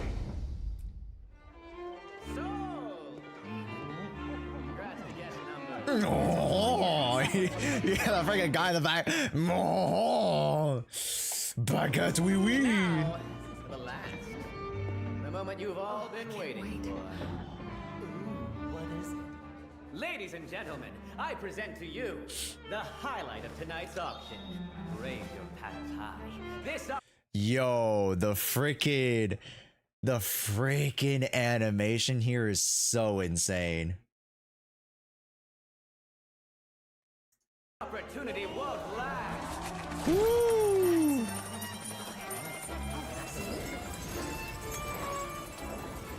A sleek, graceful figure and a stunning violet hair. Tonight's crowning jewel. No, the rarest find this auction has ever seen. Go ahead and place her most generous bid. We'll see who she $1 belongs. million quadrillion dollars. target is the one wearing the ram mask, the organizer of this auction. Get rid of him.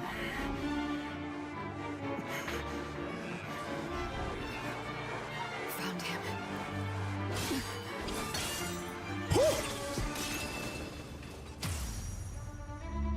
Just chuck that at him.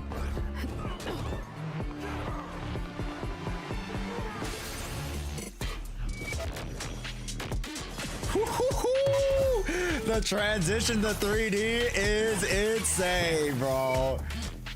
Woo!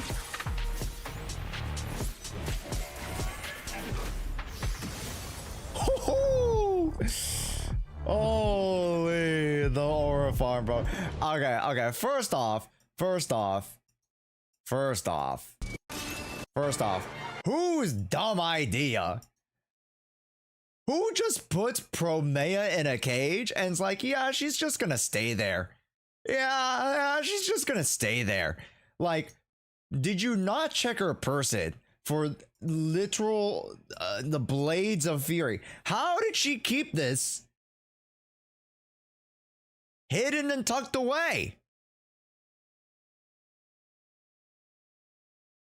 She got a big ass coat. You never thought, hey, she might be hiding something in that big ass coat of hers. It's magic. Okay. In the industry, we call it magic. Okay. Same way Vivian hides her jets under the, but people know it's there. Okay. Also, you could see the blades on her freaking feet when she's just all idle willy-nilly in the cage.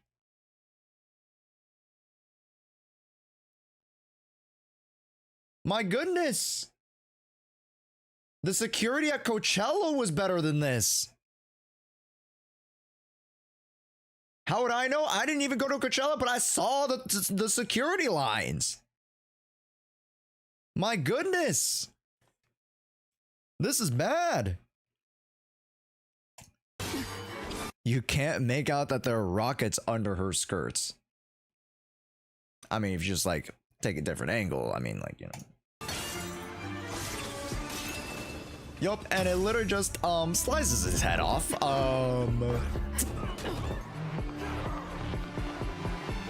I'm just kidding. He didn't get sliced up. It just sliced off the, you know, the mask.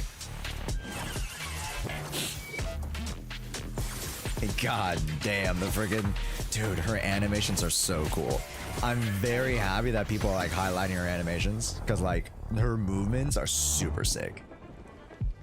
And she's also super hot. I mean, that also helps, but. Good. Did everything go well? Everything was as expected. What's my next mission? Yeah, so you getting shocked was expected?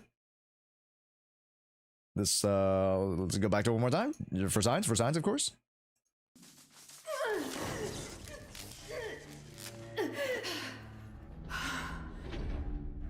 Yes, expected. Bro, what the fuck? It's right there. It's right there. It's right there. You see the blades on her freaking feet.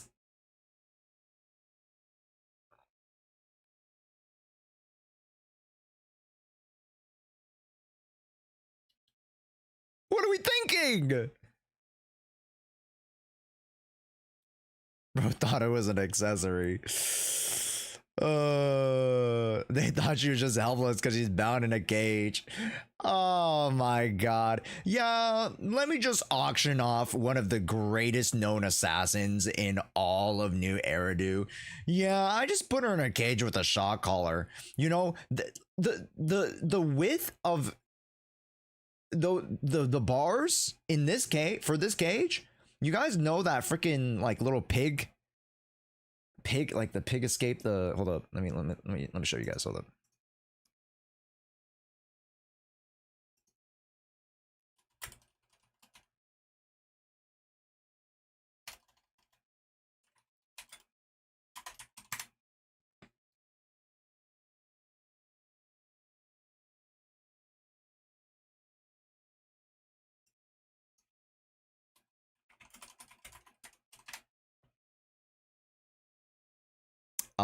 This is not what I was looking for. Chat. Is it a pig or is it like a boar? You guys know what I'm talking about, right? There's like a meme of the guy's going like, it's like, oh, like this cage is like something. And he's like, oh fuck. Shoot. Is this deep ball knowledge at this point, chat?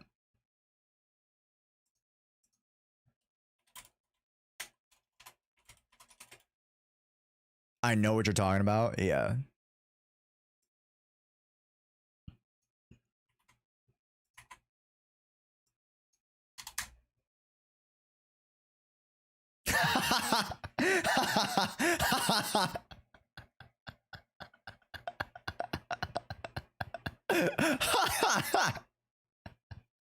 I don't even have to watch it. I could hear it. I could hear him. I could hear him, chat. I didn't even need to. Even the babies are one of the most dangerous animals in the world, so I built this cage to keep them secure so there's no possible. Oh my god. Oh my god. Even the babies are one of the most dangerous animals in the world, so I built this cage to keep them secure so there's no possible. Oh my god.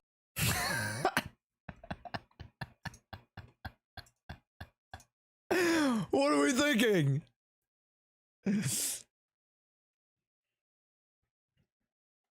So I built this bird cage to contain the one of the world's greatest assassins, and it's supposed to keep them secure. Oh my god.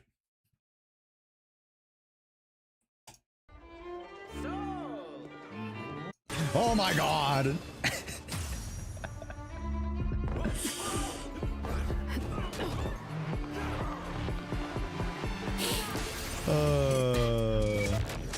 I'm so dead. Yeah, this animation was pretty peak. I liked it. It was fun. Yeah. I liked it for various reasons.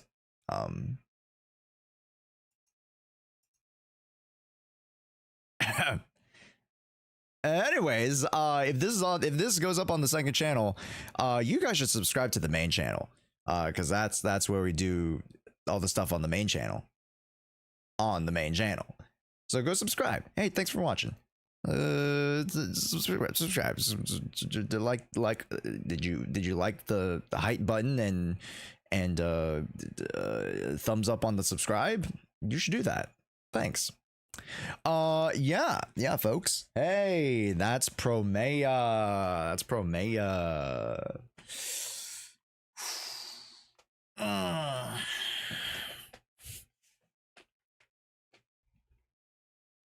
OMG, everyone's dead.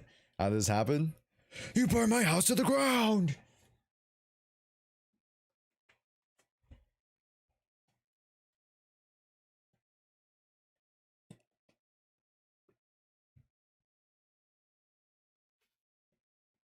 We're pulling, right?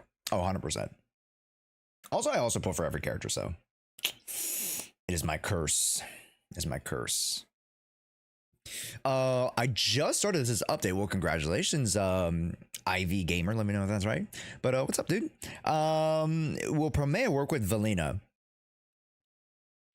I can't confirm it 100%, but there is a very, very, very, very high likelihood. And I'll just say that much. The animations on these videos are good enough for a full series. I would say so. Yeah, like I wonder if they would ever make like a multi-animation thing, like where they tie like multiple storylines together. I think that'd be fun for sure. That'd be fun. Yeah, I would love a ZZ anime. Oh, 100%. Yeah. Oh yeah. Also, before we move on, hey, make sure guys to go sign up with Aniba. All right, if you guys need a top up for Promeia, for Lucia, upcoming 2.8, at least get a little bit of cash back. Sign up with us. Yes, sir. Use our link. All right. Tell Aniba we sent ya. A little cash back. Heck yeah.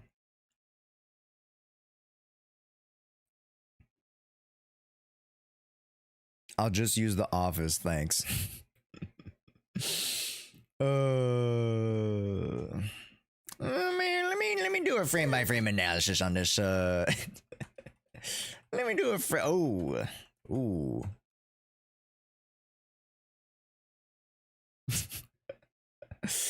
Let me do a little frame by frame analysis on this one. Yes, research.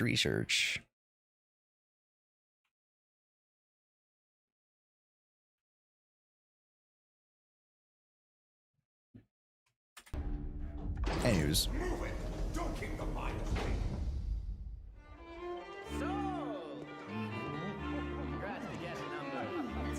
Yeah.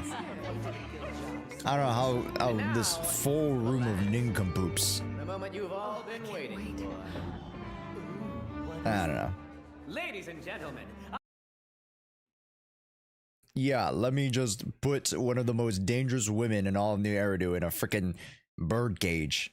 Yeah, genius. Great idea.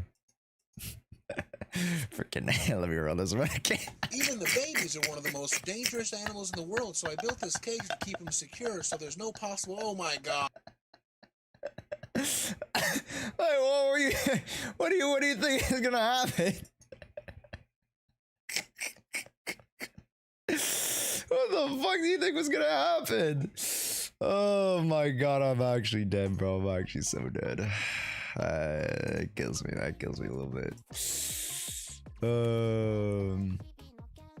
Anyways, what were you watching, sir? Nothing, of course, nothing. Just trailers, of course.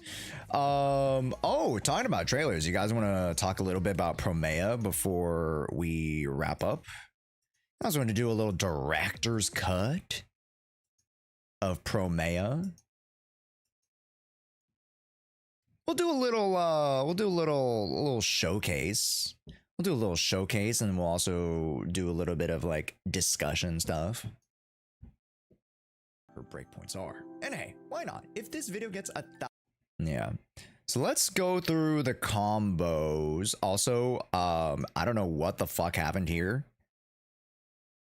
because in edit it was actually like, you know, regular size, so I must have clicked a button on accident that like supersized it, because I remember this frame was not like this.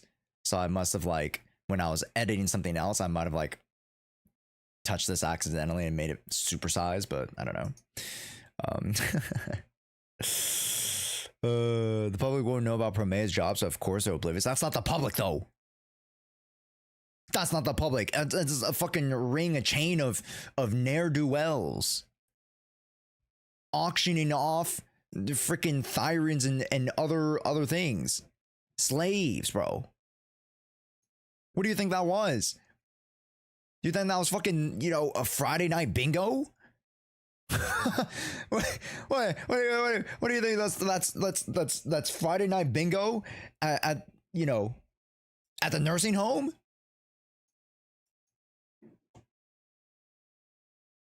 Only Krampus knows her? No. That's impossible. For Promeia was Friday night bingo. Yeah, true. She was like, bingo. Slice.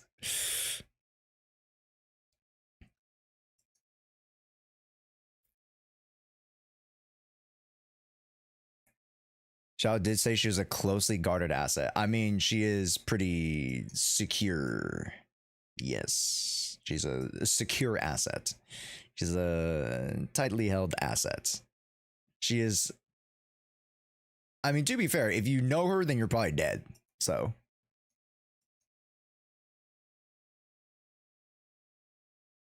You know, fair point. Yeah. I don't think you guys need the full kit breakdown. If you guys need the full kit breakdown, you watch the video. But let's talk about the combo. Let's talk about the combo real quick. A bloom point, and people will live to tell the tale. Exactly, it's freaking and the wolf. You have your 3 attack combo. Pretty gnarly. Huh? You had to wait. There's more, because after you launch your Bloom instance, you can immediately follow up with Promeia's finishing special attack if you have the energy, called the Merciless Judgment. Just like how she judges me for wanting her to step on. This attack can always be followed up after any trial by cold, actually, but all you need to do is, again, input a basic or special in order to execute this maneuver, as you'll quickly leap up again to unleash another nasty slash. And what's crazy is that you can actually circle back to the basic 5 after this hit, which, if you remember earlier, if your Krampus member has a trial by cold point, you can launch another Bloom thereafter. So if you have 2 trial by cold points, you can launch your 2 special hit to Bloom, then special, basic 5, then Bloom again.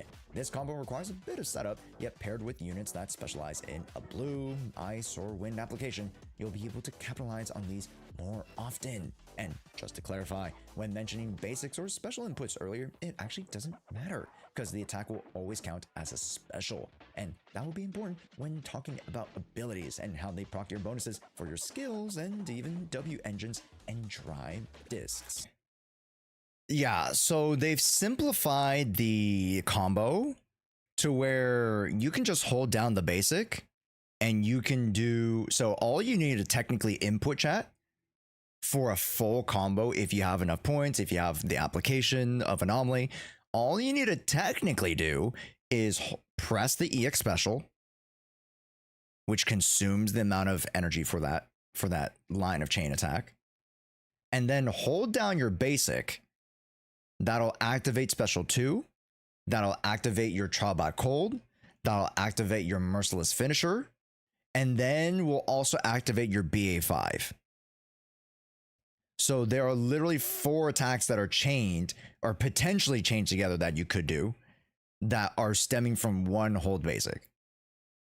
So firstly, very convenient, but for those who don't necessarily understand what they're doing, this is where it gets a little muddy, because sure, you could just say, oh yeah, Josh, the combo is just press E, press basic. Duh, it's so easy.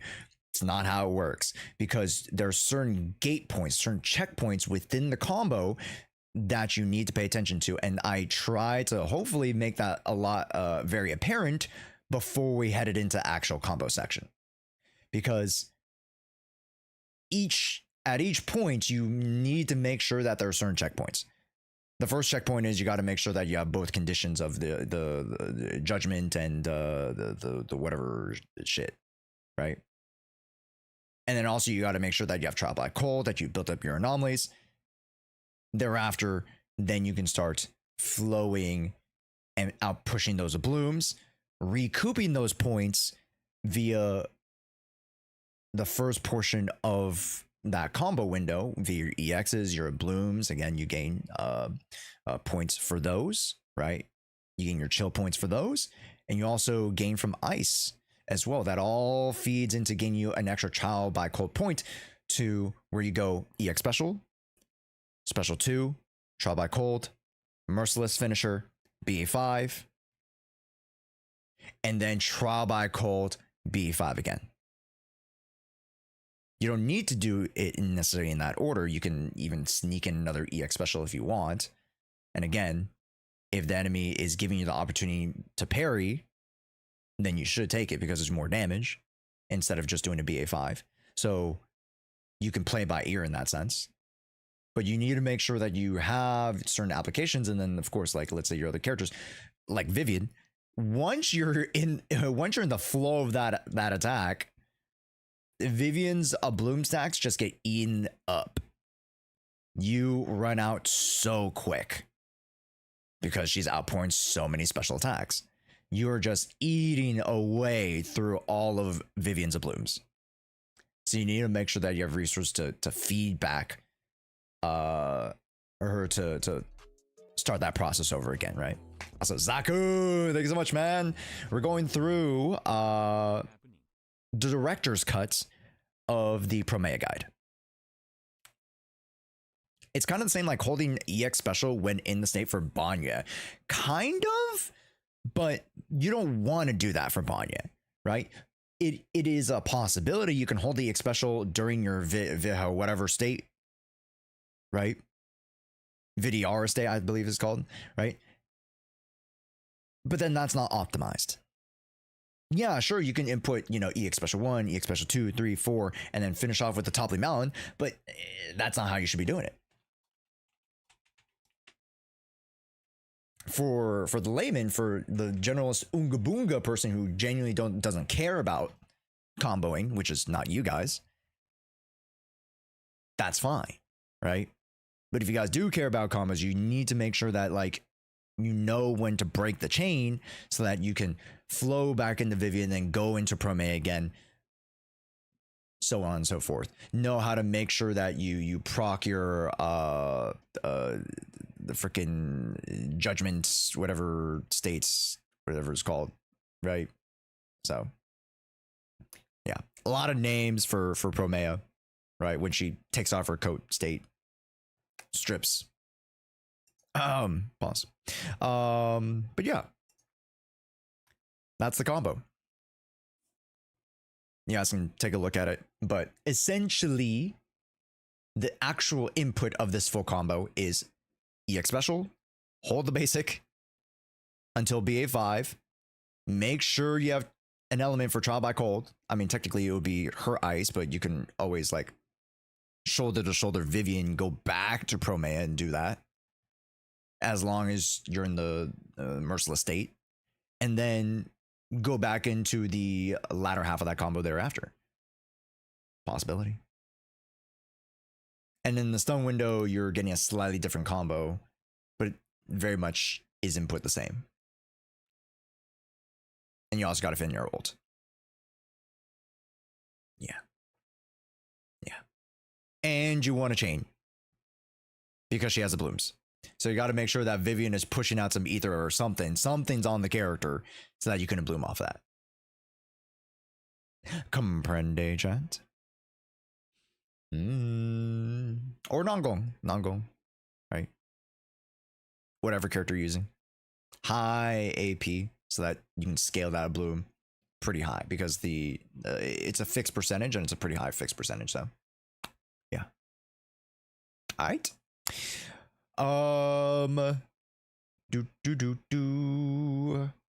Does anybody have questions about build? I feel like build was probably the easiest part to go through. Any questions? Any questions? This is time for questions, chat. Any questions? I feel like, yeah, the build arguably is the easiest part of her build, or easiest part to understand. The combos are a little bit difficult, and her application, learning how to pair up with other anomaly units, that's complicated. My main question is whether I should consider the SIG. Great question. Great question. I mentioned it at the very tail end here, but I love Freak. I love this. The Fusion compiler, bro. I love this option. If you have anything, technically, again, I mentioned it before, with P1, it can technically work, but the output of the character is completely different, right? You go from 12 attack to like 20 attack, or some crazy number like that. 1, 2, 3, 4. Yeah, you go to like 20 attack, and then you go to like 40 something AP. It is, there is a difference, right? There is clearly a difference between like 75 and like 100 some whatever proficiency that this would apply, right? How good is Fusion Compiler compared to Weeping? Pretty solid. Although Weeping, honestly, is very good too.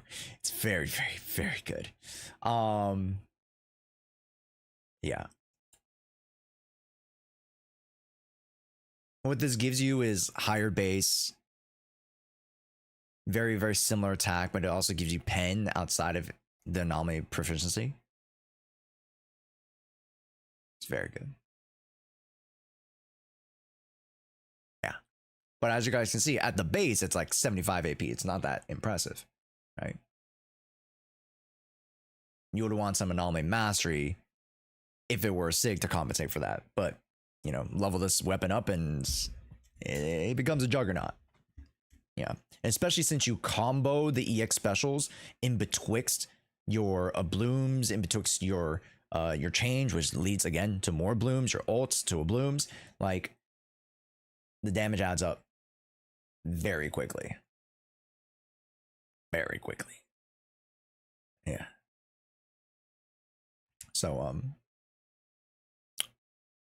if you have this option, then you say fuck it, just keep that. Technically, yep, again, we talk about Weeping, we talk about Rainforest Gourmet, great options as well. So our Fusion Polyr R5 is 2% worse than Sig. Yep. Yeah. It's literally almost 1-to-1. It's very strong. And again, and that's in theory, Mystic. Application is something, you know, subject to human error, let's just say. So in theory, it is very comparable. And in my testing, it is the same as the conclusion there. Yeah, it is almost 1-to-1. It is incredibly very similar performance for a slightly altered like rotation. Yeah, but obviously not everybody can get R5. But here's the thing. You can get R2, you can get R3. You know, if you guys have been playing this game, you guys are veterans in this game, you guys can get refinements in that Fusion compiler. It's not unheard of. So that is very clearly an option for you as a standard. And then, of course, Weeping Gemini too. Yeah. Because at the end of the day, she wants stats. Stats, stats, stats. It's not a weapon... Or she is not predicated on a weapon passive effect. That effect serves her in the most purest form of just providing stats. AKA a stat stick, a niche stat stick. Because again, the conditions like ice and anomaly, which there's only one character that does that, so. Or one other character. And she don't even want that.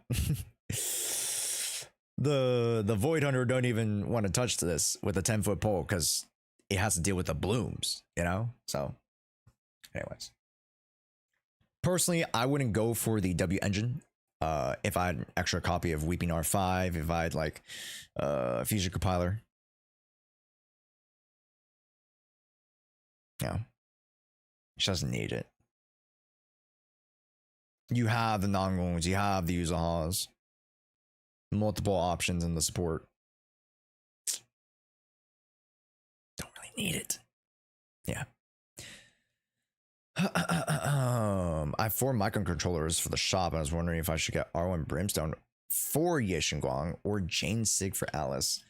Yeshinguang would probably be my pick because you want her to be really strong. But I mean, yeah, I'd probably go for her.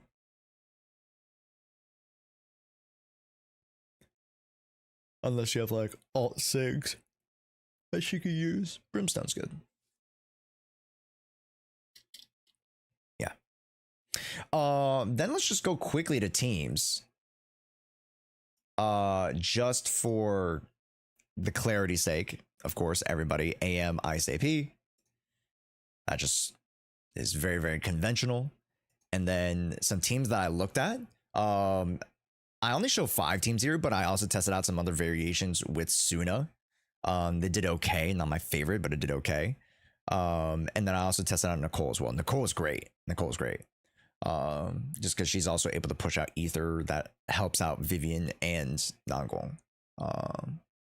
Again, when it comes to applying pressure, Promeia just eats away at so much that you need units or 2 units to allow yourself to keep up with her speed. It's like riding a bicycle, but then like you're going downhill and the pedals are moving faster than your legs. You guys know that feeling? So very, very similar to like how Promeia will use up so many resources in a window, and then you're like, oh, I gotta catch my breath and like restock up on resources to go again, right? Because literally, if you play her right, and in particular, this comes in with Mindscapes too. With Mindscape, she can almost go infinitely. It is disgusting how fast she can play with the Mindscapes because it just keeps, it allows her to keep restoring resources. Yeah. Which is one thing like I severely underestimated. I think I underestimated in this guide too. How much resources you can get from M1 through M4. Yeah, that adds to a whole another chain in your stun windows, you know, XYZ. So yeah, Promeia is fast. Learn her combos, learn the philosophy of when you should be going in.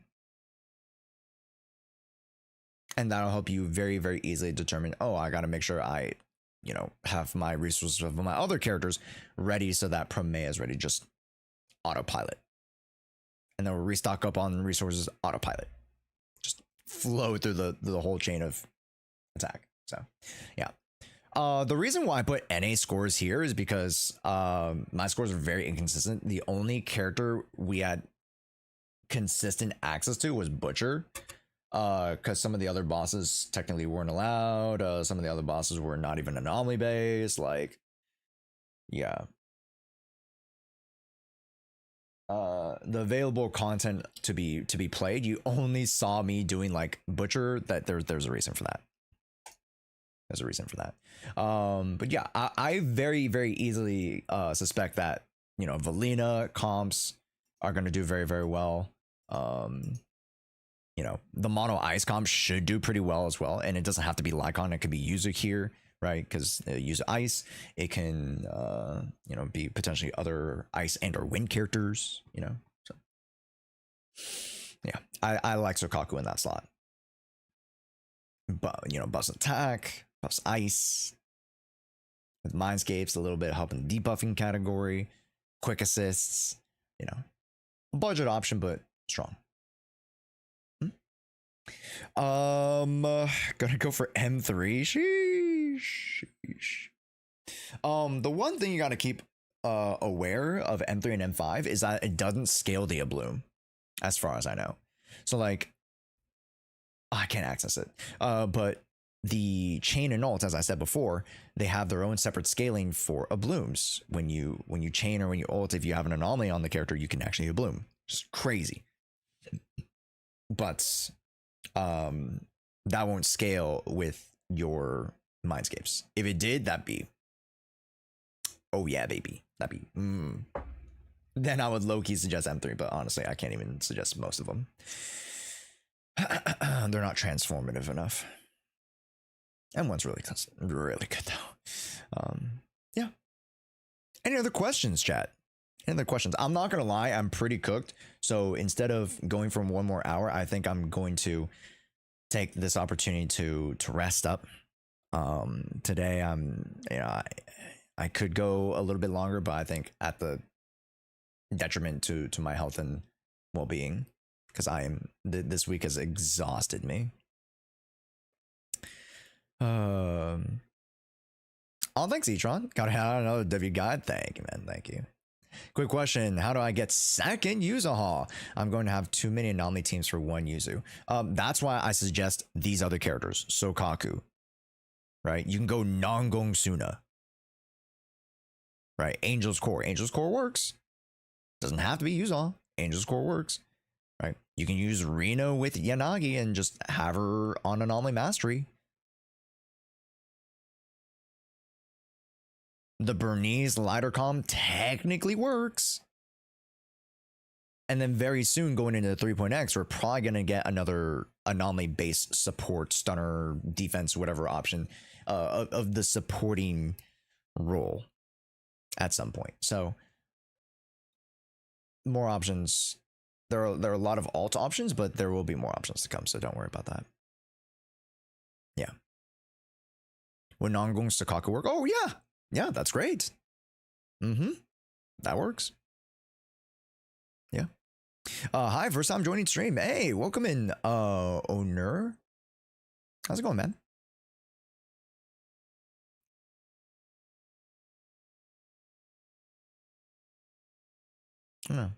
Noted. But should I skip her with Lucia having 2 ruptures? Yes, probably. If you don't need more anomaly, then just go with Lucia, who is the best rupture support. Yeah. You won't be mad going for Lucia. Honestly, you won't be mad going for Promeia. These two are like solid units, you know.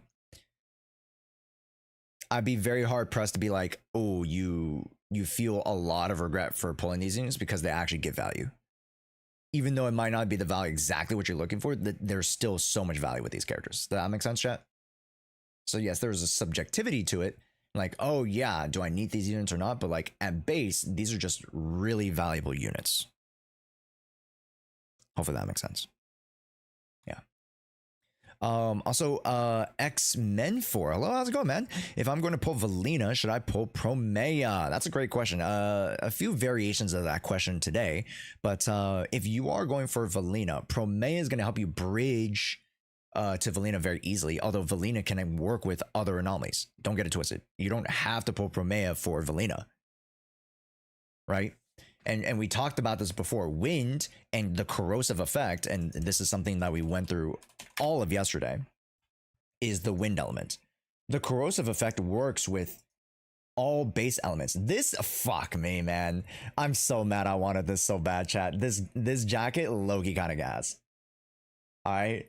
This freaking track sweater jacket thing is kind of gas. Oh... Anyways, let's quickly go over this, right? So when you apply your attribute anomaly after you fill up the bar, then you can take the wind element, fill up this anomaly to get contamination, which will absorb and take the elements that you have, dish out vortex that'll strip away the character of that particular element, right? So let's say you have ice, it'll take away ice, it'll give you the contamination effect, it'll deal and dish out the vortex, which is a disorder like damage effect.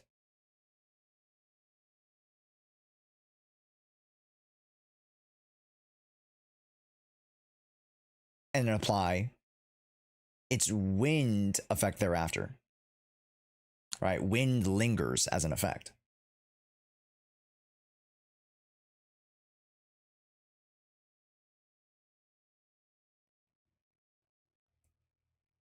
So, very curious to see the interaction on how you can feed off of wind thereafter versus applying wind to something else. But yes, one big thing about wind is that it takes away the potential disorder from the character or from your team, right? The application of elements takes away the disorder for vortex. But that doesn't mean you can't disorder at certain points of the rotation. You can. But that's something we have to work out. Hopefully that makes sense. Yeah.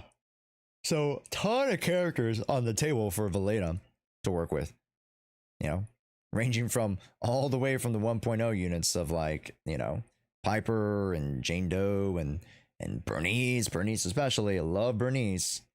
Really like Bernice. And God forbid, Grace rework also works pretty decently too, depending on like how much on-field time Valena needs.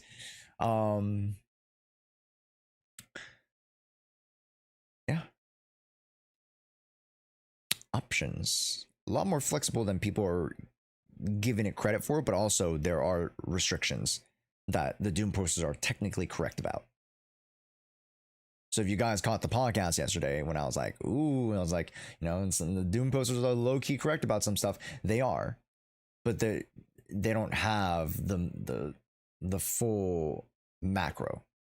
The lens is very, very small of like, oh, this disorder reaction, we're taking away disorder, but there's so many other things that's happening outside of that interaction that you can take advantage of, especially with wind hopefully being a fast-paced element to apply. So we'll see. Yeah, good question. Any other inquiries that we should go over, chat? Let me know. hopefully this talk is very illuminating for you guys when it comes to elements, understanding of, you know, anomalies, and understanding of where these characters kind of fit into the ecosystem. We need a noted emoji. I mean, we have a noted emote, I think. No. Oh, we don't. I took away the Baiju emote. I forgot about that. Because I had a Genshin noted emote. Shit. I need a fucking Norma. I need Norma to go, actually. Yeah, one of the new emotes that I'm planning for 3.0, the soft launching that we're potentially getting some new emotes for 3.0. Actually, from Norma, and then we'll have a scribble noted. I'll get that cooking. I don't know who it would be though. Who would that be?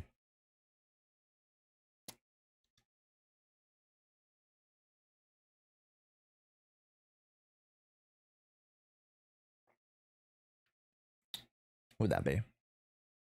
Actually, don't know. Who writes shit down? Who writes shit down in New Eridu, bro?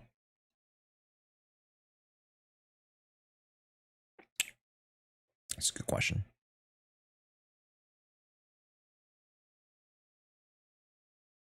Lucia. Ooh. Ooh. Okay, now we're cooking with some gas. Okay. Okay. We're cooking with some gas now. Okay. How much worse is just the W1 fusion? It's not that bad. It's like a 10 to 15% differential, depending. But then at R5, it gets like extremely close by like a percentage or two. Yeah. It turns into a different beast. And that's 10% in score, not just damage, in score of DA, so. Pretty good when you close in the gap there, but of course it takes refinements. Yeah. What's up, Oro? I need a third to round out Yuzu and Alice. Would Promeia be worth going for in that instance? I would say I would keep out Promeia from what those two are particularly doing. It's not to say that's bad, but yeah, I would probably just go with another anomaly unit like Bernice, maybe even just go with like, you know, a physical unit like Jane. If you guys have seen the mono physical comp, it's not going to work the exact same as the 12 cost mono physical, but it'll work very similar. Vivian is premium. Nangong premium.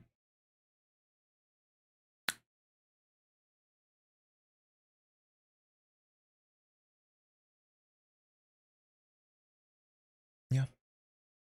Alison's had the most direct synergy with Promeia. How's the big how big is the difference between D5 pen and ice damage when running fusion? I haven't tested that. That's why I didn't put the numbers, because I haven't tested everything and it would be hard for me to like give information if I had not tested it. So I will be forthcoming and say that I generally just don't know the difference right now. I'm pretty sure there are other creators who have done all the math on that. I did not have time. Appreciate that, of course, man, of course, yeah. And make sure you guys go check out the guide here. This guide is to give you guys a lot of instruction on how to conceptualize and internalize the new character. It's not to, you know, there are other creators and other guides that will give you literally all the numbers, but this guide is not meant for numbers. This guide is meant for you to understand how to play her, the philosophy of what she's trying to achieve as a character, and how to really bring out the best of her. Right? I go through a little bit of the numbers, churning, and stuff to help you guys at least build the character. We have the infographic guide somewhere down there. Yep, there it is. Beautiful, gorgeous. And I did post the guide on Discord. I haven't posted on Twitter yet, so I'll post it on Twitter like after the stream. So yeah. Anywho's it. But generally better than attack pen. Yes, ice will be better, 100%. Yeah. And remember, Promeia ignores defenses at certain points, so pen gets diluted. So yeah. What's up, Musa? Is 3.0 after 2.8? Correct, Musa. Correct the mundo. Also, I'm so sorry I didn't answer you on YouTube. I literally just saw that point, but it seems like low-key answered it. But thanks for coming over to the Twitch, hi man. Welcome. Yeah, chat. I'm gonna find a way to see if I can I hate being that guy, the scalper guy, but I'm gonna find a way to see if I can sell these. To be fair, do I want the Pikachu one? The Pikachu one's kind of cute. But Snorlax's my favorite. So I'm gonna try to keep the Snorlax. But I feel like Pikachu's easy to sell. So I might just sell the Pikachu. Because here's the thing, chat. Here's the thing. The second market makes this go for 25 bucks. It's $7 right there. You see that? 7 fucking bucks. So I could sell this for 20 bucks. And it would pay for this basically for free.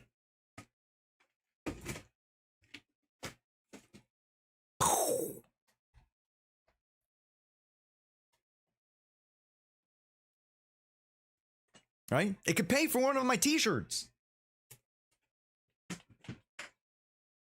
The secondary market is crazy, bro. Also, if you guys didn't see what I was, I always love the show and tell. But like, I woke up at 6. Why I'm so cooked today. What about the packs? I'm selling the packs. I'm 100% selling the packs. Yeah. If you're not keeping them, you're selling them. You should not be opening these unless they're weight heavy and you think there might be a god pack. How much? 75 to 80 bucks. I bought this for 30. There will be people who will buy this for 75 to 80 bucks.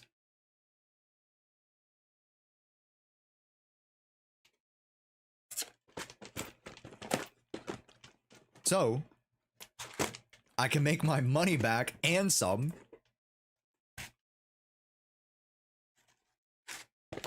I can sell these, make my money back and some.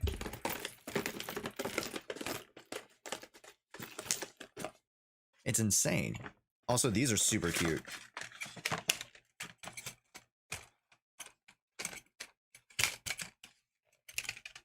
Look at them. Oh, this is so cute. This is so cute, chat. This was for free.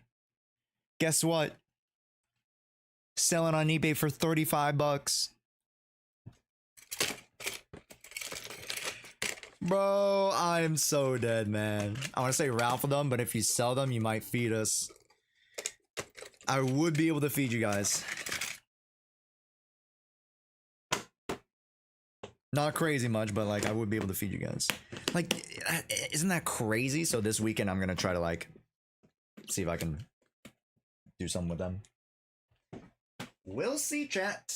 I want to keep the t-shirts though. The t-shirts I'm keeping for sure. I love the t-shirts. Look at this. Look at this Gengar t-shirt, chat. Look at this shit. It's Gengar, bro. It's got his freaking number. It's got the Japanese. Like, that's sick, bro. And then Charizard. Lizardon. So sick. Yeah, I'm keeping the t-shirts. Everything else is potentially up for grabs. I want something like that with Zoroark. No, it was only the OG 151. The next drop might have something different, but yeah, they only had like what? Squirtle, Bulbasaur, Pikachu, Charmander, Eevee, Gengar, Charizard. They had Jigglypuff actually. They had Jigglypuff. And then Ditto, Psyduck. Am I missing something? Maybe some other water Pokemon. Oh, they had a Gyarados thing. I don't know what it was. They had a Gyarados and Magikarp thing. But it was the OG 151 characters. None from any other generation. Maybe the last drop has some extra stuff from other generations. I don't know. But yeah. Anyways, folks, chat, go check out the YouTube video. Go check us out. Jshua guides, Jshua ZZ guides. All right, go check out the Promeia guide. It's a poggers one. Okay, go check it out. Go support it. All right, make sure you go like, go comment, go hype it up. Yes, sir. We want to do more of these for you. All right, 500 likes. We do M6 Promeia showcase. So we're almost there, which is kind of crazy. Good looks. And folks, for today, I think I'm gonna call it. Usually I'd be able to go for longer, but I think I need to call it, man. I am I'm pretty cooked today. Yeah, I need to get some goddamn rest. I am actually cooked, bro. I'm actually cooked. Yeah.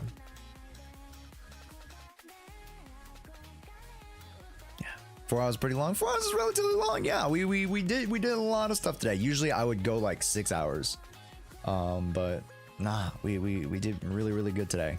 And hey, thank you guys so much for this week's streams. Announcement time. The Miyabi giveaway is on the 8th. Okay. The raffles that I've already raffled off, the internet pass and stuff like that, like I'll take a nap, I'll get lunch, and then I'll go fulfill you guys later today and or tomorrow. So don't worry about that. If you guys haven't gotten your stuff yet, internet passes, battle passes, I will fulfill you guys today. Just been way too busy. Now I'm caught up. We can do that. The Twitch raffle for the Promeia Lucia will be on Wednesday? Yeah, Wednesday. Would be okay for BP new patch? Yeah, that's fine. Just you ping me about it. That's fine.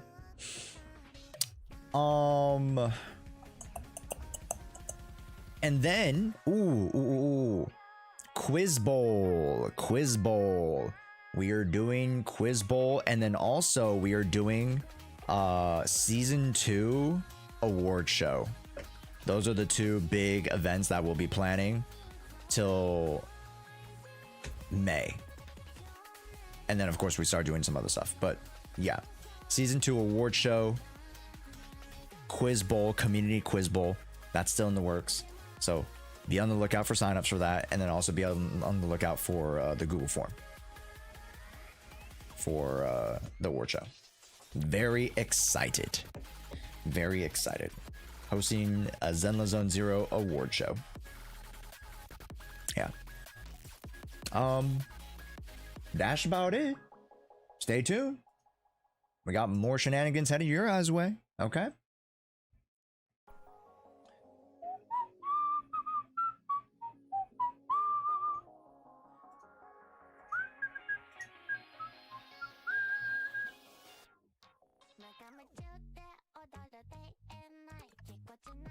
Let's see. Just go down here, go around here.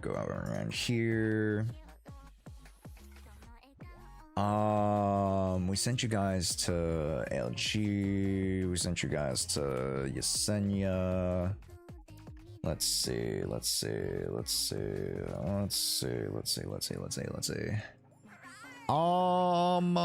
Gamers, do you...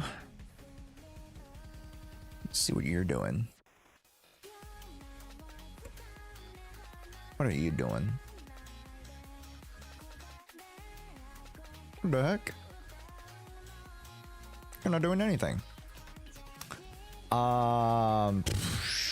Check out Aha. Check out.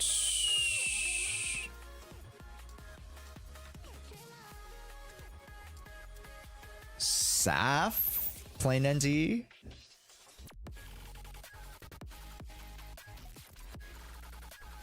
Yeah. Phantom EO. You guys already know them. You guys are going to go to them anyways. Let's go somebody that you wouldn't naturally go to. Let's go visit Saf. They're playing NT.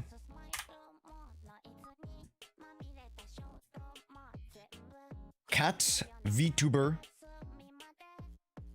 The Saf. Hey folks. Thank you guys so much for the support this month.